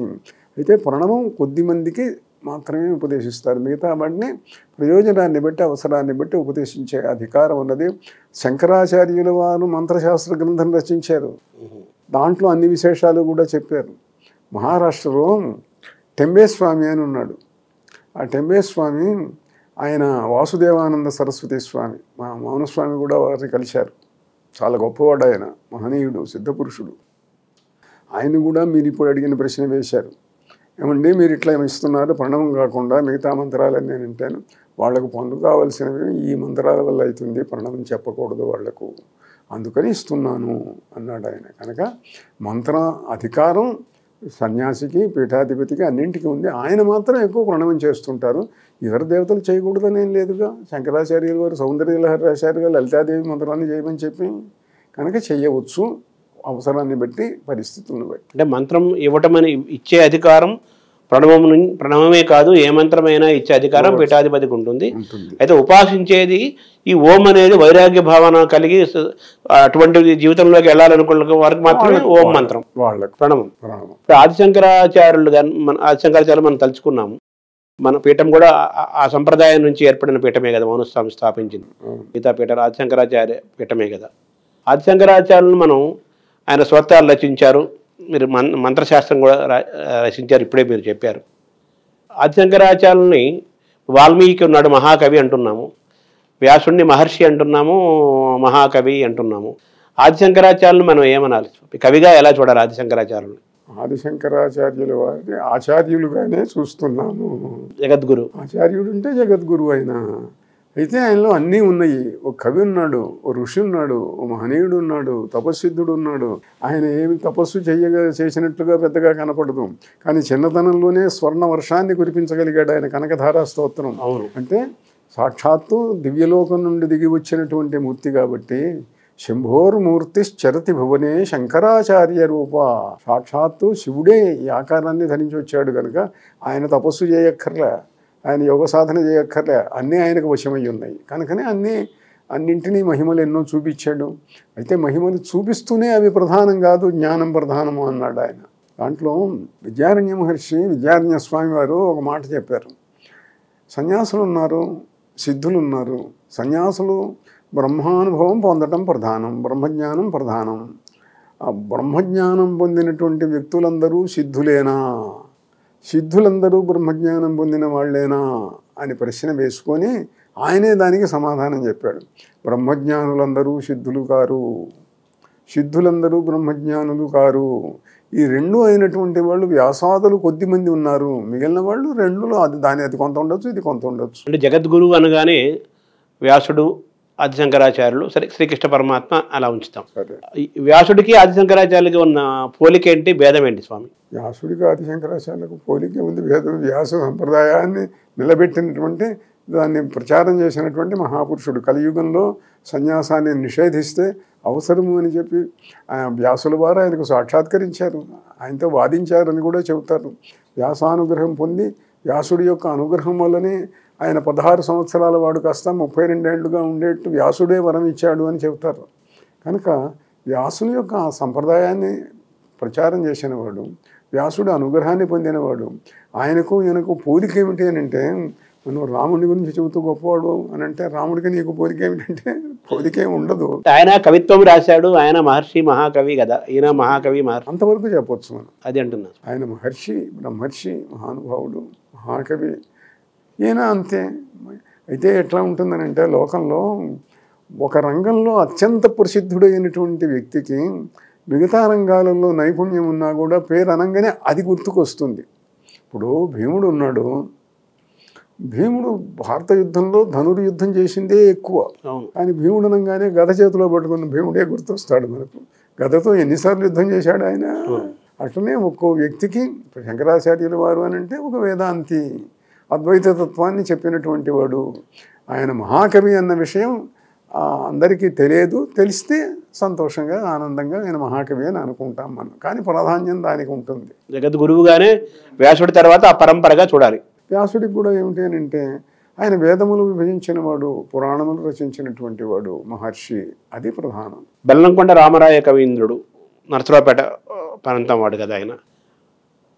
ఎలాగైతే శంకరాచార్యుల్ని అపర శంకరుడు అంటారు, అలాగే నేను బెల్లంకొండ రామరాయ కవీంద్రుని అపర ఆదిశంకరాచార్యులు అంటారు కదా.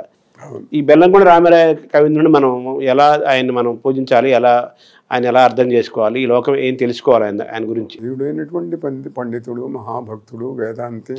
ఆయన వేదాంత విజ్ఞానం నుంచి అద్భుతమైన గ్రంథాలు రచించారు. అంతేకాకుండా కృష్ణలీలా తరంగిణి రాశాడు ఆయన. కృష్ణుడి యొక్క మహాద్భుతమైన గ్రంథం లీలలన్నీ కూడా ఆయన రాశాడు ఆయన. అందువల్ల భక్తుడు, నారాయణ తీర్థుడు కదా స్వామి, నారాయణ తీర్థుడు కదా కృష్ణలీలా తరంగిణి. ఆయన కూడా రాశాడు. ఆయన కూడా రాస్తే బెల్లంకొండ వారు రాసినటువంటి కృష్ణలీల గ్రంథంలో తప్పులు ఉన్నాయి అని చెప్పి తిరుపతి వెంకట కవులు ఆ రోజుల్లో విమర్శించారు.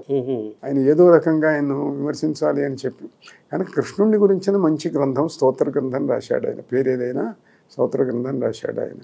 కనుక భక్తుడు, జ్ఞాని అయినటువంటి మహనీయుడు ఆయన. ఆయన అపర ఆది శంకరాచార్యులు అంటారు కదా స్వామి బెల్లంకొండ రామరాయ కవీంద్రుడు. ఎవరైనా శంకర వేదాంతాన్ని సమర్థతతో బోధించడమే కాక జీవితంలో ఆచరణలో పెట్టుకునేటట్లయితే ఆ వ్యక్తిని అపరశంకరులు అని అంటాం. ఇప్పుడు కావ్యకంఠ వాసిష్ఠ గణపతి ముని ఆధునిక కాలంలో తీసుకుంటే ఇప్పుడు బెల్లంకొండ రామరాయ కవీంద్రుని మనం తలుచుకున్నాము. అలాగే కావ్యకంఠ వాసిష్ఠ గణపతి ముని కూడా ఆయన మహాకవి, మహర్షి, మరియు ఆయన కూడా గణపతి స్వరూపం కదా. అవును. సో ఆయన్ని మనం ఎలా చూడాలి స్వామి? ఆయన మహర్షిగా, తపస్విగా, మహాకవిగా, పండితుడిగా, యోగిగా చూడాలి ఆయన్ను. తపస్సంపన్నుడు. ఇటీవలి కాలంలో అంత తపస్సంపన్నులు మనకు కనపడరు. అనేక దేవాలయాలలో, అనేక క్షేత్రాలకు వెళ్ళి కోట్లకు కోట్లు మంత్రజపం చేసి దివ్యానుభవాలు ఎన్నో పొంది తపశ్శక్తిని పొందినటువంటి వ్యక్తి ఆయన. ఆయన లోహం ముట్టుకుంటే బంగారం అయ్యేది. అటువంటి మహాతపస్సంపన్నుడు ఆయన. అంతేకాకుండా గొప్ప కవీశ్వరుడు, గొప్ప పండితుడు ఆయన. మంత్రశాస్త్రాన్ని గురించి ఎన్నో విశేషాలు రాశాడు. ప్రధానంగా ఆయన ఉమాసహస్రం, ఇంద్రాణి సప్తశతి, ప్రచండ చండీ త్రిశతి, ఇట్లాంటివన్నీ అద్భుతమైన గ్రంథాలు ఎన్నో ఉన్నాయి. కావ్యకంఠ వాసిష్ఠ గణపతి ముని గురించి మనం మాట్లాడుకుంటున్నాం స్వామి. మీ పైన మీ పూర్వాశ్రమంలోనూ ఇప్పటి జీవితంలో కూడా కావ్యకంఠ ప్రభావం ఎక్కువ ఉందంటారు, నిజమేనా స్వామి? అది నిజమే. ఆయన ఉపాసించినటువంటి దేవతను నేను కూడా ఉపాసించాను. చిన్నమస్తా వజ్రవైరోచిని. ఆ దేవత సాధన చేయటానికి ఆయన జీవితం ప్రేరణ. ఆ దేవత అనుగ్రహం ఆ రకంగా లభించింది. దానికి చిన్న చిత్రమైన ఉదాహరణ ఏమిటి అని అంటే, ఒకసారి నేను గుంటూరులో ఉండగా ఒక యోగి కేవలం చిన్న కౌపీనాన్ని కొల్లాయి గుడ్డను కట్టుకున్న వ్యక్తి కారులో నుంచి దిగాడు కాబట్టి గొప్పవాడు, సంపన్నుడు అనుకోవాలి. కానీ వేషాన్ని చూస్తే కౌపీను వచ్చాడు. చూశాడు. ఏమిటి అని అంటే, నేను కాశీ దగ్గర అరణ్యంలో ఉంటున్నాను. నేను కావ్యకంఠ వాసిష్ఠుని యొక్క శిష్యుణ్ణి. ఆయన మంత్రోపదేశం పొందినవాడిని. మంత్రదేవత అనుగ్రహం కలిగింది నాకు. వజ్రవైరోచిని చిన్నమస్తా.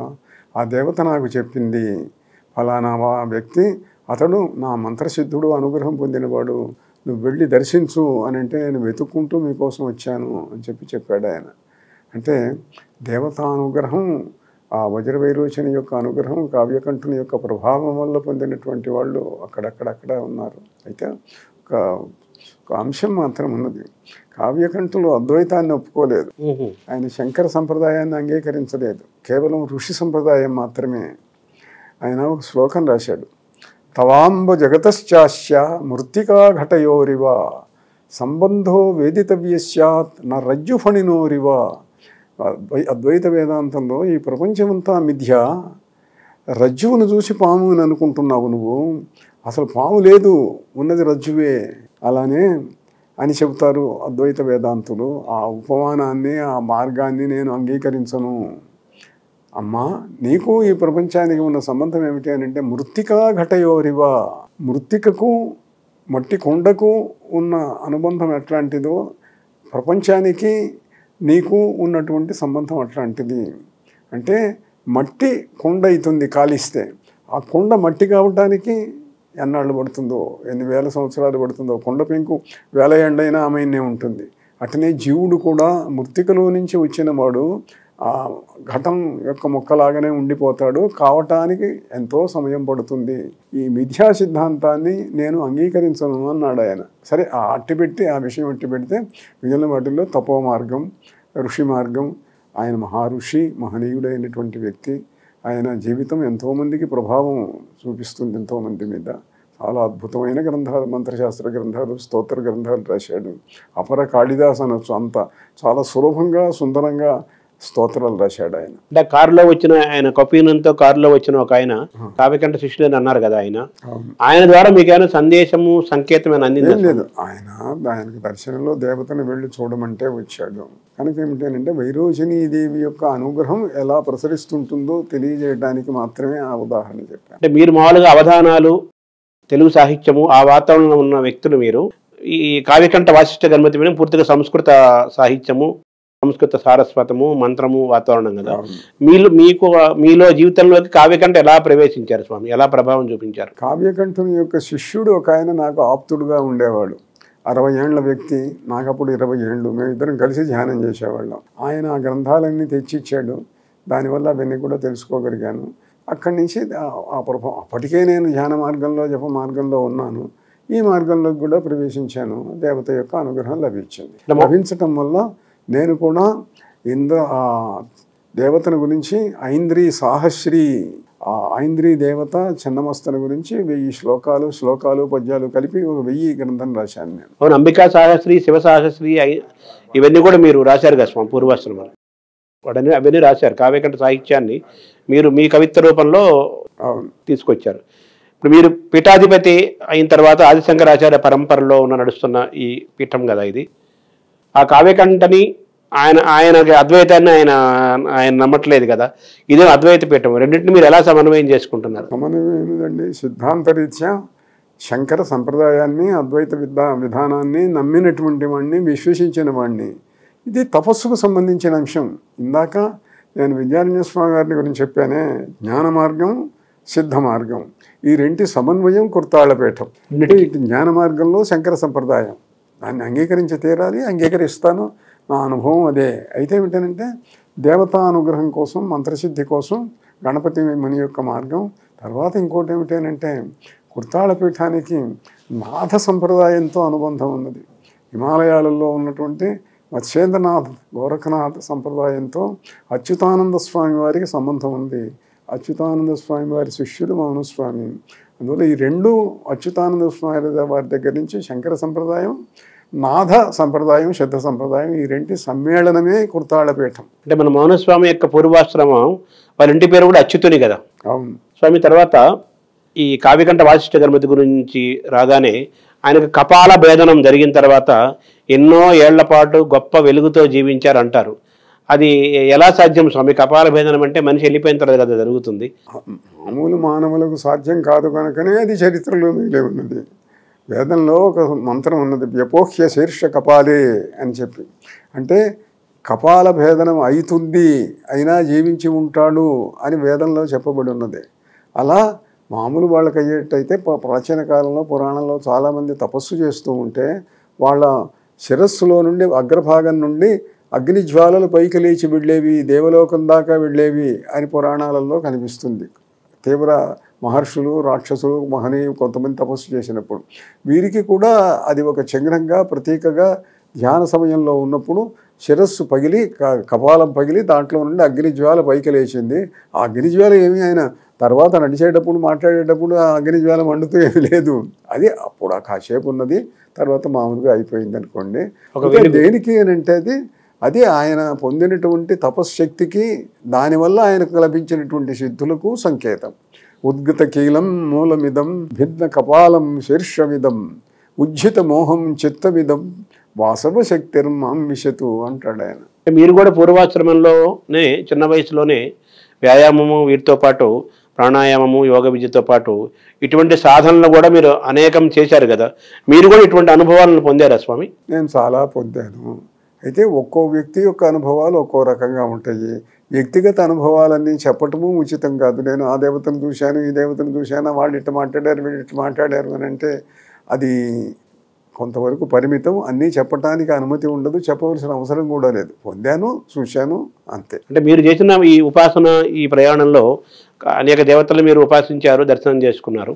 కాళీమాత యొక్క మంత్రోపాసన, ఆ దర్శనం ద్వారా గుంటూరులో కాళీపీఠం స్వయం సిద్ధి అంటారు కదా, అది ఎలా, అది ఆ మహత్యం ఏంటి స్వామి? కాళీదేవి యొక్క అనుగ్రహం, జన్మాంతర బంధం వల్ల ఆ దేవత రావటం జరిగింది. అందువల్ల దేవతల యొక్క అనుగ్రహం, సిద్ధుల యొక్క అనుగ్రహం, ఇంతకు ముందే చెప్పాను కదా నేను, సిద్ధాశ్రమ యోగుల యొక్క అనుగ్రహం ఉన్నది అని చెప్పి, వాళ్ళ యొక్క కరుణ వల్ల ఇలాంటివి ఎన్నో జరిగినాయి, జరుగుతూ ఉన్నాయి. అంతేకాకుండా ఎవరెవరు, నేను కొన్ని వందల మందికి పూర్వజన్మలు చెప్పాను, ఎవరు చెప్పరన్ని జన్మలు ఇతరులకు చెప్పాను నేను. చాలామంది వెళ్ళి నిరూపించుకున్నారు కూడా ఆ స్థలాలకు వెళ్ళి. ఎందువల్ల వచ్చింది? కాళీదేవి అనుగ్రహం, రాధాదేవి అనుగ్రహం, భైరవుడి యొక్క కరుణ, వీటి వల్ల లభించినటువంటి దివ్య జ్ఞానం అన్నమాట. అంటే మీరు కొంతమంది చూడగానే వాళ్ళ పూర్వజన్మ మీరు చూడగానే చెప్తుంటారు, కొంతమంది చెప్తారు, కొంతమంది చెప్పరు.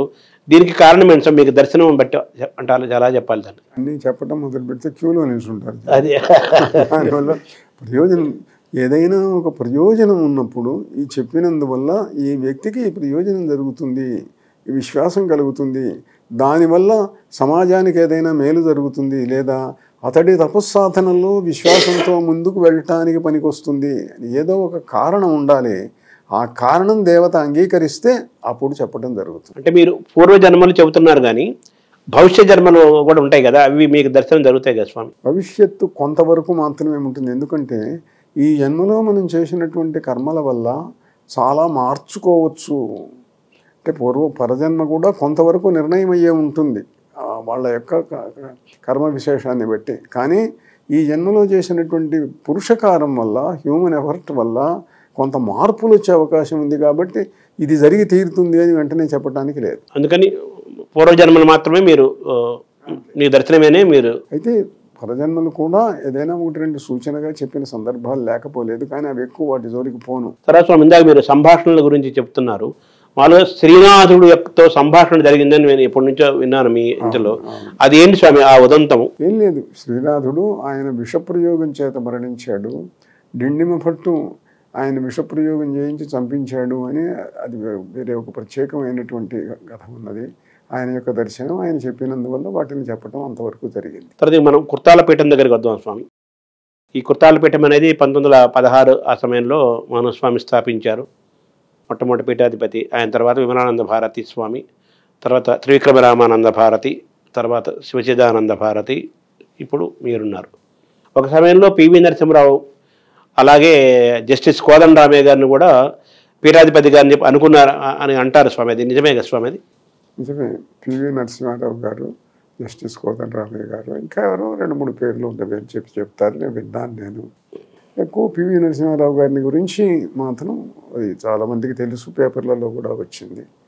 ఆయన సరిగ్గా ఆ సమయానికి సన్యాసం తీసుకుందామని అనుకోవటం, రెండో వైపు ప్రైమ్ మినిస్టర్షిప్ రావటం, ఇవన్నీ జరిగినవి. మార్పులు చేర్పులు ఇవన్నీ మనకు కథలందరి సంఘటనలు పీఠంలో అందరికీ తెలుసు, ఇవి కొన్ని కొంతమందికి తెలుసు. ఎన్టీఆర్ తోటి మీకు గొప్ప అనుబంధం ఉంది, అలాగే పివి నరసింహారావు పూర్వాశ్రమంలో అనుభవం ఉంది. అది ఆయన ఒక ఉపన్యాసానికి వచ్చిన సమయంలో ఆయన కొంచెం సేపే ఉంటారని వచ్చిన వ్యక్తి చాలాసేపు ఉండేటట్టు చేశారు కదా స్వామి, ఒకసారి అది తలుచుకుందామని స్వామి.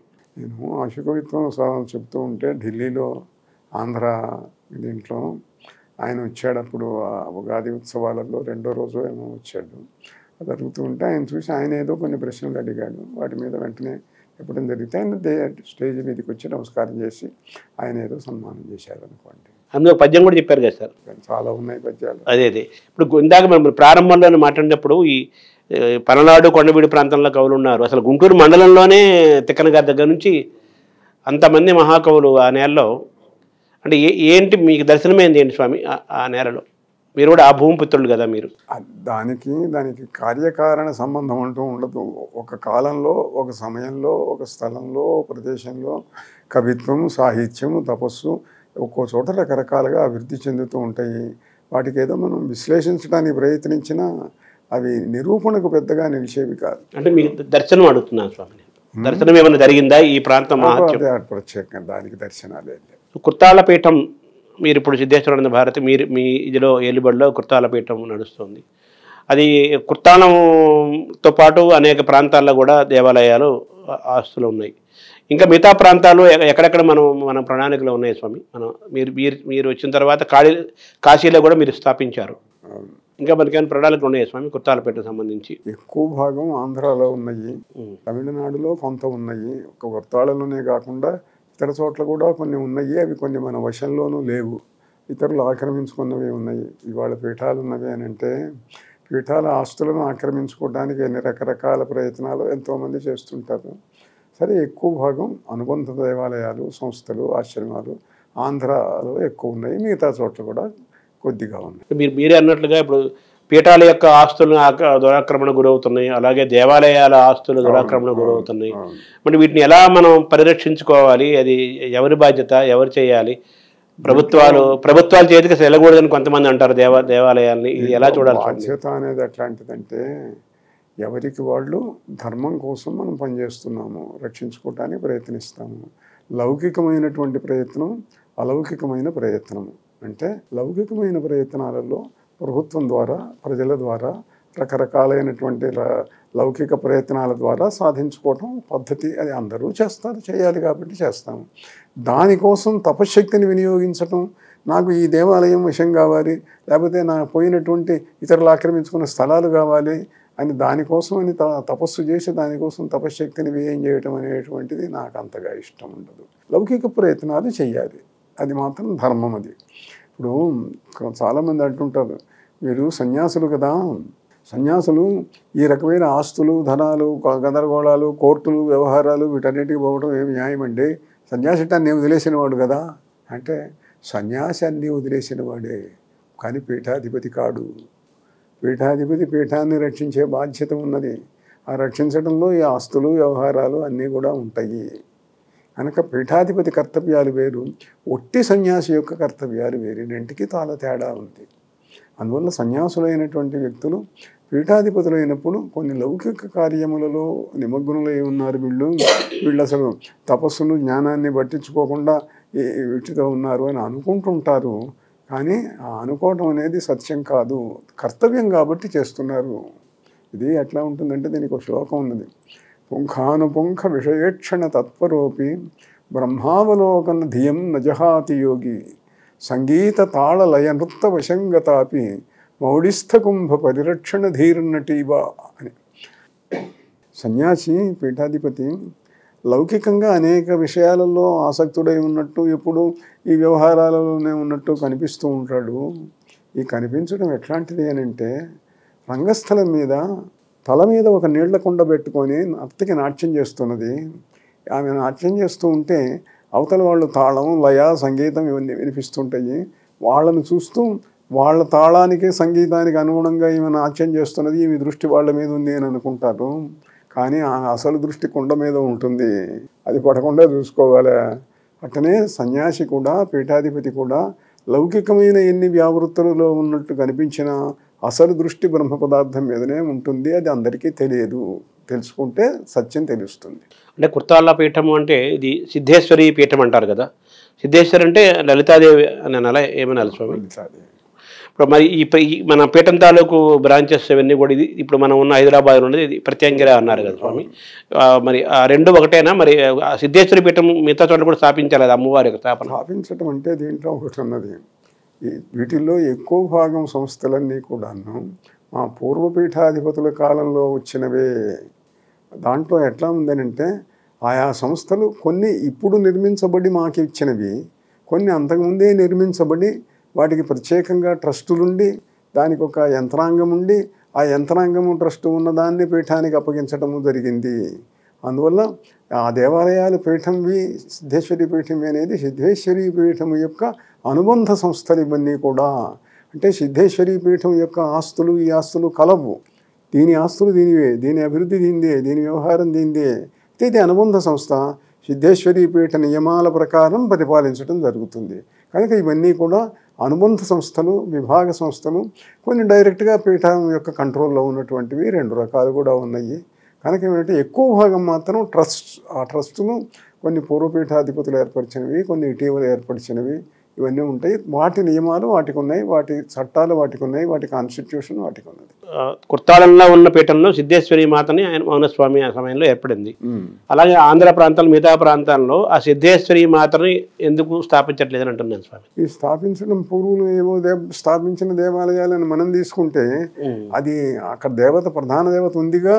అంటే మన కాళీలో మనం కాశీలో మనం తీసుకున్నాము ఇలా అంటున్నాను స్వామి. అవును, అక్కడ సిద్ధేశ్వరి మాత ఉందా స్వామి? అక్కడ సిద్ధేశ్వరి పేరు ఉన్నది.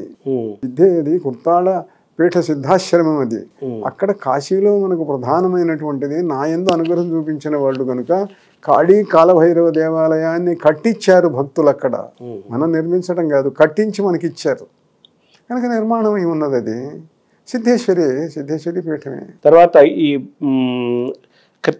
కుర్తాల పీఠము సిద్ధేశ్వరి పీఠం ఉండగా మన మళ్ళీ తిరుపతిలో ఒక శక్తిపీఠం స్థాపించారు. ఇక్కడ మన హైదరాబాద్లో కూడా ఒక శక్తిపీఠం తరపున ఇంకో మరో దేవాలయాన్ని నిర్మిస్తున్నారు. ఎందుకని శక్తిపీఠంకి కుర్తాల పీఠంకి ఉన్న అనుబంధం ఏంటి? కుర్తాళ పీఠానికి శక్తిపీఠానికి ఏ అనుబంధం లేదు. ఈ ప్రపంచంలో ఎంతోమంది ఎన్నో సంస్థలు స్థాపించుకుంటారు పేరు కోసమో లేకపోతే భక్తి వలన. స్వామి మీరు వచ్చి దీన్ని ప్రతిష్ఠ చేయండి, మీరు దీన్ని స్థాపించండి అని అంటారు. స్థాపించగానే అది కుర్తాళపీఠం ఆస్తి కాదు, స్థాపించటం వరకే. కనుక మనము ఎంతోమంది వచ్చి మా దేవాలయాన్ని ప్రతిష్ఠ చేయండి అని అంటారు, విగ్రహాలను దేవాలయాన్ని. అది మందవుతుంది వాళ్ళది. అట్లనే శక్తిపీఠం అనేటువంటిది అదొక స్వతంత్ర సంస్థ. ఆ సంస్థ దానికి సంబంధించినటువంటిది, దాన్ని స్థాపించిన వాడిని నేను, అంతవరకే. కుర్తాళపీఠంతో దీనికి ఏం సంబంధం లేదు. కానీ మీరు కుర్తాళపీఠం కుర్తాళం కంటే అయితే గుంటూరు కాళీపీఠం కంటే ఎక్కువ తిరుపతిలో శక్తిపీఠంలోనే ఎక్కువ ఉంటున్నారు కదా స్వామి. అందుకని భక్తులకి ఆ అనుమానం వస్తుంది, అందుకు అడుగుతున్నాను. అనుమానం రావటం చాలా మంచి ప్రశ్న వేశారు మీరు. దీంట్లో ఎట్లాంటిదంటే ఎన్నాళ్ళు ఉంటున్నాను, ఎంతకాలం ఉంటున్నాను అనేది లెక్క చూసేటైతే మీరు చెప్పింది సత్యం కాదనుకోండి. కానీ ఈ మాట ఉన్నది కదా, ఈ మాట ఉన్నది, దీంట్లో ఒక విశేషం. మీరు త్రివిక్రమానంద భారతీ స్వామి వారిని ఎరుగుదురు. అట్లనే శివచిదానంద భారతీ స్వామి వారు మీకు బాగా తెలుసు, పీఠ వ్యవహారాలు తెలుసు. కుర్తాళం అనేది చిన్న గ్రామం. వారికి అనారోగ్యం వచ్చినప్పుడు హైదరాబాద్ వెళ్ళి ఆపరేషన్ చేయించుకునేవాళ్ళు. శివచిదానంద భారతీ స్వామి వారు చాలా కాలం చివరి భాగమంతా విశాఖపట్నంలో ఉన్నారు. ఎప్పుడు ఎక్కడ ఎందుకు ఉండాలి, వయస్సును బట్టి, ఆరోగ్యాన్ని బట్టి, అంతేకాదు అడ్మినిస్ట్రేటివ్ నెసెసిటీస్ను బట్టి. ఇప్పుడు ఒక చోట ఓ నెల్లూరు ఉన్నది, అక్కడ ఎక్కువ కాలం ఉండాల్సిన అవసరం ఏర్పడింది ఒకసారి. మా పూర్వస్వామి వారు అక్కడే ఎక్కువగా ఉన్నారు. అక్కడ సత్యాగ్రహం చేశాడు ఆయన దేవాలయం వశం చేసుకోవటానికి.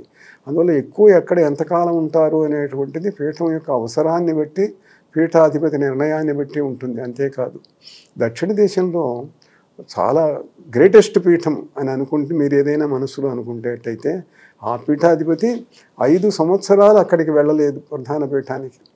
సంవత్సరం 2 సంవత్సరాలు ఇటీవల పీఠాధిపతులు వెళ్ళని సందర్భాలు ఎన్నో ఉన్నాయి. అందువల్ల ఏ అవసరం ఉన్నది అనేది పీఠాధిపతి, పీఠం యొక్క వ్యవస్థలో ఉండేటువంటి వాళ్ళు, భక్తులు నిర్ణయిస్తారు. స్వామి మీరు ఇక్కడ వచ్చి ఇక్కడ ఈ పని నెరవేర్చాలా అని అంటే అక్కడ ఎక్కువ కాలం ఉండాల్సి రావచ్చు. అది ఆరోగ్యం కోసం కావచ్చు, మరొక దానికోసం కావచ్చు, మరొక దానికోసం కావచ్చు. అందువల్ల ఎవరు ఎక్కడ ఎక్కువ ఉంటారు అనేటువంటిది అది ఏ నిర్ణయము కాదు. ఇప్పుడు మీరు అడిగిన ప్రశ్న, విశాఖపట్నంలో ఒకసారి ఒక కోర్టు కేసు నడిచింది హైకోర్టులో. స్వామివారు ఇక్కడ ఉండటం లేదు, ఈ విశాఖపట్నం లలితాపీఠానికి ఆయన పీఠాధిపతి ఉండి ఇక్కడ ఉండటం లేదు. సంవత్సరంలో 2 సార్లు 3 సార్లు వస్తారు, ఒక 10 రోజులు 15 రోజులు ఉంటున్నారు. కనుక ఆయన పీఠాధిపతిగా ఉండటానికి వీలు లేదు అని హైకోర్టులో రిట్ పిటిషన్ వేశారు. పబ్లిక్ ఇంట్రెస్ట్ లిటిగేషన్ వేస్తే చీఫ్ జస్టిస్, అప్పుడు ఉన్న చీఫ్ జస్టిస్ ఒక ఆయన ఎవరైతే ఏమనుకోండి, ఆయన తీర్పు ఇచ్చాడు. పీఠాధిపతి ఎక్కడ ఎన్నాళ్ళు ఉండాలనేటువంటిది పీఠాధిపతి నిర్ణయించుకుంటాడు, ఇతరులకు ఆ హక్కు లేదు, ఆయన నిర్ణయమే శిరోధార్యం. అందువల్ల మీరు అడిగినటువంటి ప్రశ్న, మీరు అడిగిన కోరిక అసంగతం, I'm dismissing your writ petition అన్నాడు ఆయన. అంటే అది కరెక్ట్ స్వామి. అయితే శక్తిపీఠం వచ్చేసరికి శక్తిపీఠంకి కుర్తాలపీఠంకి ఎటువంటి సంబంధం లేదన్నారు కదా, అందుకని భక్తులు వేసే ప్రశ్నకి మనం ఇవ్వాల్సిన సమాధానం అడుగుతున్నాం. సంబంధం లేని చోట ఉండకూడదని ఎక్కడుంది? ఇప్పుడు సంబంధం లేని చోట్ల నేను కాశీలో మన ఆశ్రమ భవనం ఏర్పడక ముందు ఎన్నోసార్లు వెళ్ళాను, నెలల తరబడి ఉన్నాను. బృందావనం వెళ్ళాను, నెలల తరబడి ఉన్నాను. ప్రతి సంవత్సరం వెళ్తాను. ఎందుకు వెళ్తున్నారు, అక్కడ మీ ఆశ్రమం లేదు కదా అంటే వెళ్ళాలని అనిపించింది, వెళ్తున్నాను. నా అవసరం నాది, నా భక్తి నాది, ఇవన్నీ ఉంటాయి, అనేక కారణాలు ఉంటాయి. అందువల్ల కారణాలు ఏమిటి అన్నది కాదు, ఎక్కడ ఎంతకాలం ఉంటారు అనేటువంటిది అసలు ప్రశ్నే కాదు అసలు. మన పీఠం ఆస్తులు అవన్నీ ఇప్పుడు పరిరక్షణలో ఉన్నాయి స్వామి. ఒంగోలు ఆ మధ్య వివాదం వచ్చింది కదా, ఇప్పుడు ఎలా ఉన్నాయి ఆ ఆస్తులు, పీఠం ఆస్తులు? ఇప్పుడు చెప్పాను కదా, ఒంగోలులో ఉంది, అదొక సపరేట్ ట్రస్ట్. అనేక ట్రస్టులలో అనేక ట్రబుల్స్ రావచ్చు, మంచి ఉండొచ్చు, చెడు ఉండొచ్చు, కోర్టులు ఉండొచ్చు, వివాదాలు ఉండొచ్చు. ప్రతి సంస్థలోనూ కూడా ఎక్కడ ధనము ఎక్కడ అధికారం ఉన్నదో అక్కడలా వివాదాలు ఉంటుంటాయి. అనేక దేవాలయాలు, ఇప్పుడు విశాఖపట్నం దేవాలయం, ఒంగోలు దేవాలయం, మరొకటి ఇవన్నీ ఉంటాయి. ఇతరులు ఏదైనా ఇబ్బందులు పెట్టినప్పుడు కోర్టులకు వాళ్ళు వెళ్ళటమో మనం వెళ్ళటమో జరుగుతూ ఉంటుంది. అవన్నీ కూడా చట్ట ప్రకారం జరుగుతూ ఉంటాయి కాలక్రమాన. అందువల్ల అది ఏమిటి అనేటువంటిది సంబంధం ఏం లేదు దానికి. అది ఆ ట్రస్ట్ చూసుకుంటుంది. ఆ ట్రస్ట్కు నేను అధిపతిని కావచ్చు, కానీ దానికి ఒక కాన్స్టిట్యూషన్ ఉందిగా, దాని ప్రకారం అది రూల్స్ జరుగుతూ ఉంటుంది. అది ఇప్పుడు కుర్తాలపేట ఇదిలోనే ఉందే స్వామి, కంట్రోల్లోనే ఉంది కదా ఒంగోలు దేవాలయం కూడా? ఒంగోలు దేవాలయం కుర్తాళపీఠం దేనని కోర్టు వారు స్టే ఆర్డర్స్ ఇచ్చారు. అయితే ఇంకా మిగతా ప్రక్రియలు కొన్ని ఉన్నాయి, జరుగుతున్నాయి. ఈ ప్రత్యంగిర అమ్మవారు మీ ద్వారా ఎక్కువ మందికి ఈ తరం వాళ్ళకి ఎక్కువ ప్రత్యంగిర అమ్మవారు ఎక్కువ మంది పరిచయం అయింది మీ ద్వారా. అలాగే కాళభైరవుడు మీ ద్వారా ఎక్కువ మందికి పరిచయం అయింది. అలాగే కాళీ ఉపాసన కూడా మీ ద్వారా ఎక్కువ మంది పొందుతున్నారు స్వామి. సో ప్రత్యంగిర యొక్క ప్రత్యేకత ఏంటి స్వామి? ప్రత్యంగిర ఆ దేవత చాలా ప్రసిద్ధ దేవత, అధర్వణ వేదంలోని దేవత. అది హిమాలయాలలో పుట్టినటువంటి దేవత.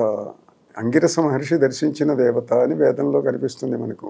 అంగిరస మహర్షి అంటే హిమాలయాలలో ఉన్నాడు, బృహస్పతి యొక్క తండ్రి.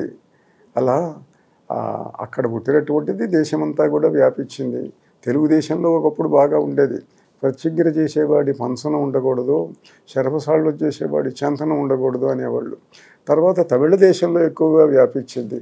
ఆ వ్యాపించటం వల్ల మా పూర్వస్వామి కుర్తాళల్లో భూగర్భంలో ఆయన పాతాళ ప్రత్యంగిరను స్థాపించాడు. సరే, నేను వచ్చిన తర్వాత అనేక చోట్ల దేవాలయాలు స్థాపించాను. ప్రత్యంగిర దేవత అంటే నాకు చాలా ఇష్టం. ఆ రుక్కులు పారాయణం చేయటం కానీ, మంత్రం జపం, హోమాలు చేయటం కానీ చేస్తున్నాను. ఆ దేవత అనుగ్రహం నాకు ఉన్నది కాబట్టి అనేక చోట్ల ఆ దేవాలయాలు స్థాపించాను. స్వచ్ఛదానంద భారత్ సమయంలో కుర్తాలపేటం తాలూకు ఆస్తులన్నింటినీ కూడా పరిరక్షించి ఆయన చేశారనేది నేను అందరికీ తెలిసిన విషయం స్వామి. సో ఈ ఆస్తుల్ని, దేవాలయం తాలూకు వ్యవస్థని పరిరక్షించుకోవటము, అలాగే దీని యొక్క గొప్ప వారసత్వం ఉన్న ఈ పీఠం యొక్క వారసత్వాన్ని నిలబెట్టడంలోనూ మనం ఇంకేం ప్రణాళికలు చేస్తున్నాం స్వామి? దీంట్లో ఏమిటంటే కుర్తాళపీఠం యొక్క ఆస్తులు అన్న దాంట్లో దానికి ఒక నిర్వచనం ఉన్నది, దానికి ఒక పద్ధతి ఉన్నది. కుర్తాళపీఠానికి ఆస్తి ఉన్నది, ఆ పీఠం అక్కడ ఉన్నది, దాన్ని పరిపాలించేది గవర్నమెంట్. తమిళనాడు ప్రభుత్వం కింద ఉన్నది. వాళ్ళు మనం ఏ ఖర్చు పెట్టాలన్నా వాళ్ళ అనుమతి తీసుకోవాలి. ఇప్పుడున్న చట్టం ప్రకారం వాళ్ళు గవర్నమెంట్ ఆడిట్ ఉంటుంది దాని మీద. దాని ఆస్తులన్నీ కూడాను జాగ్రత్తగా పరిరక్షించబడి ఉన్నవి. అది ప్రభుత్వం వారే అంగీకరించి ప్రతి సంవత్సరం కూడా రాస్తూ ఉన్నారు. కనుక కుర్తాళపీఠం యొక్క ఆస్తుల గురించినటువంటి చర్చే అసలు అవసరం లేదు, ప్రభుత్వమే అంగీకరించి చేసినప్పుడు. అంటే మన ఆంధ్ర ప్రాంతాల్లో కూడా నెల్లూరు ఉన్నాయి కదా, ఒక అంగుళం కూడాను అమ్మటానికి కూడా హక్కు లేదు. ప్రభుత్వ అనుమతి లేకుండా పీఠాల ఆస్తులను కన్యాక్రాంతం చేయడానికి వీల్లేదు. కనుక కుర్తాళపీఠం యొక్క ఆస్తులన్నీ ఉన్నాయి. మిగతా ఇప్పుడు నెల్లూరు అన్నారు, నెల్లూరులో అది వేరే ట్రస్టు, ఒంగోలులో అది వేరే ట్రస్టు, విజయవాడది వేరే ట్రస్టు, విశాఖపట్నంది వేరే ట్రస్టు, ఇట్లా అవన్నీ దానికి సంబంధించిన ట్రస్టులు ఉన్నాయి. ఆ ట్రస్టులకు కుర్తాళపీఠాధిపతి చైర్మన్ కావచ్చు, కానీ దాని కుర్తాళపీఠం ఆస్తులతోటి డైరెక్ట్ సంబంధం లేదు, అనుబంధ సంస్థలు ఇవి. స్వామి, మీ తర్వాత వారసత్వము ఈ ఉత్తర పీఠాధిపతి ఎవరవుతారని కూడా ఎప్పుడు పెద్ద పెద్ద ప్రశ్నలు జరుగుతున్నాయి. దానికి ఏమన్నా మీరు ఏమైనా సమాధానం ఇస్తారా స్వామి? సమాధానం అంటే మీరు ఎలాంటి సమాధానం ఆశిస్తున్నారు? ఉత్తర పీఠాధిపతి నిర్ణయించే అధికారం పీఠాధిపతిది మాత్రమే కాదు. దీంట్లో ఒక పాయింట్ ఉన్నది. వెనకటి కాలం వేరు, ఇప్పటి కాలం వేరు. మౌనస్వామి కొన్ని నిబంధనలు ఏర్పరిచాడు, కొన్ని రూల్స్ ఏర్పరిచాడు. ఆ రూల్స్ ప్రకారమే ఉత్తరాధికారి నిర్ణయించాలి. అంతేకాదు, ప్రభుత్వం కొన్ని రూల్స్ ఏర్పరిచింది. ఆ ప్రభుత్వం ఏర్పరిచిన రూల్స్ను కూడా ఇప్పుడు పాటించాలి. అంటే మౌనస్వామి ఏర్పరిచినటువంటి నిబంధనలను పాటిస్తే చాలదు, ప్రభుత్వ అంగీకారం కూడా కావాలి. కనుక ఇప్పుడు పీఠాధిపతిని ఉత్తరాధికారి నిర్ణయించడం అనేటువంటిది ఒకప్పుడు మౌనస్వామి పెట్టిన నిబంధనల ప్రకారమే జరిగేది. ఇప్పుడు అదే జరుగుతుంది. కానీ అదనపు నిబంధనలు కూడా కొన్ని ప్రభుత్వం ఏర్పరిచింది. వాటిని కూడా పాటించాలి. అవి పర్యాలోచించి చేయటం జరుగుతుంది. చాలామంది ఏదో వాళ్ళకి ఇస్తున్నారా, వీళ్ళకి ఇస్తున్నారా, వాళ్ళకి ఇస్తున్నారట కదా, వీళ్ళకి ఇస్తున్నారట కదా అంటే ఇప్పటికీ ఎవరికి ఇవ్వటానికి నిర్ణయించలేదు. నిర్ణయించే సమయం వచ్చినప్పుడు నిర్ణయిస్తాను. అదే స్వామి, అంటే మీరు చెప్పినట్టుగా మౌనస్వామి విమలానంద భారతి స్వామిని తీశారు. విమలానంద భారతి, త్రివిక్రమ రామానంద భారతి, త్రివిక్రమ రామానంద భారతి, శివచేదానంద భారతి, శివచేదానంద భారతి, సిద్ధేశ్వరానంద భారతిని వాళ్ళే నియమించారు కదా స్వామి. అవును, వాళ్ళేమి ప్రభుత్వాల యొక్క ఇదే లేదు, వాళ్ళు స్వయంగా అని. ఇప్పటికి ప్రభుత్వం పెద్ద జోక్యం అంటే మొన్న శివచేదానంద భారతి స్వామి అని కూడా అవును, ఆయన స్వయం నిర్ణయమే కదా మీ నిర్ణయం. అవును. సో మీకు కూడా ఆ శక్తి ఉంది. 20 ఏళ్ళ నాటి మాటే కదా మీరు. ఉన్నది. కానీ దానికి ఇప్పుడు చెప్పాను కదా, వెనక వాళ్ళు జాగ్రత్తగానే చేశారు. అయితే అప్పుడు ప్రభుత్వం పెద్ద పట్టించుకోలేదు. నాకు ఇచ్చిన సమయం వాళ్ళ రూల్స్కు, మౌనస్వామి రూల్స్కు సరిపోయింది కాబట్టి ప్రభుత్వం అంగీకరించింది. సో ఇప్పుడు కుర్తాలపీఠం సంపూర్ణంగా మీదిలోనే ఉంది. మీ పైన కానీ అటువంటి ఎవరి పెత్తనము ప్రభావము ఏమీ లేదని. కానీ ఆ రూల్స్ పాటించాలి. ఇప్పుడు ఎవరి పెత్తనము ఎవరి ప్రభావం దీనిపైన లేదు.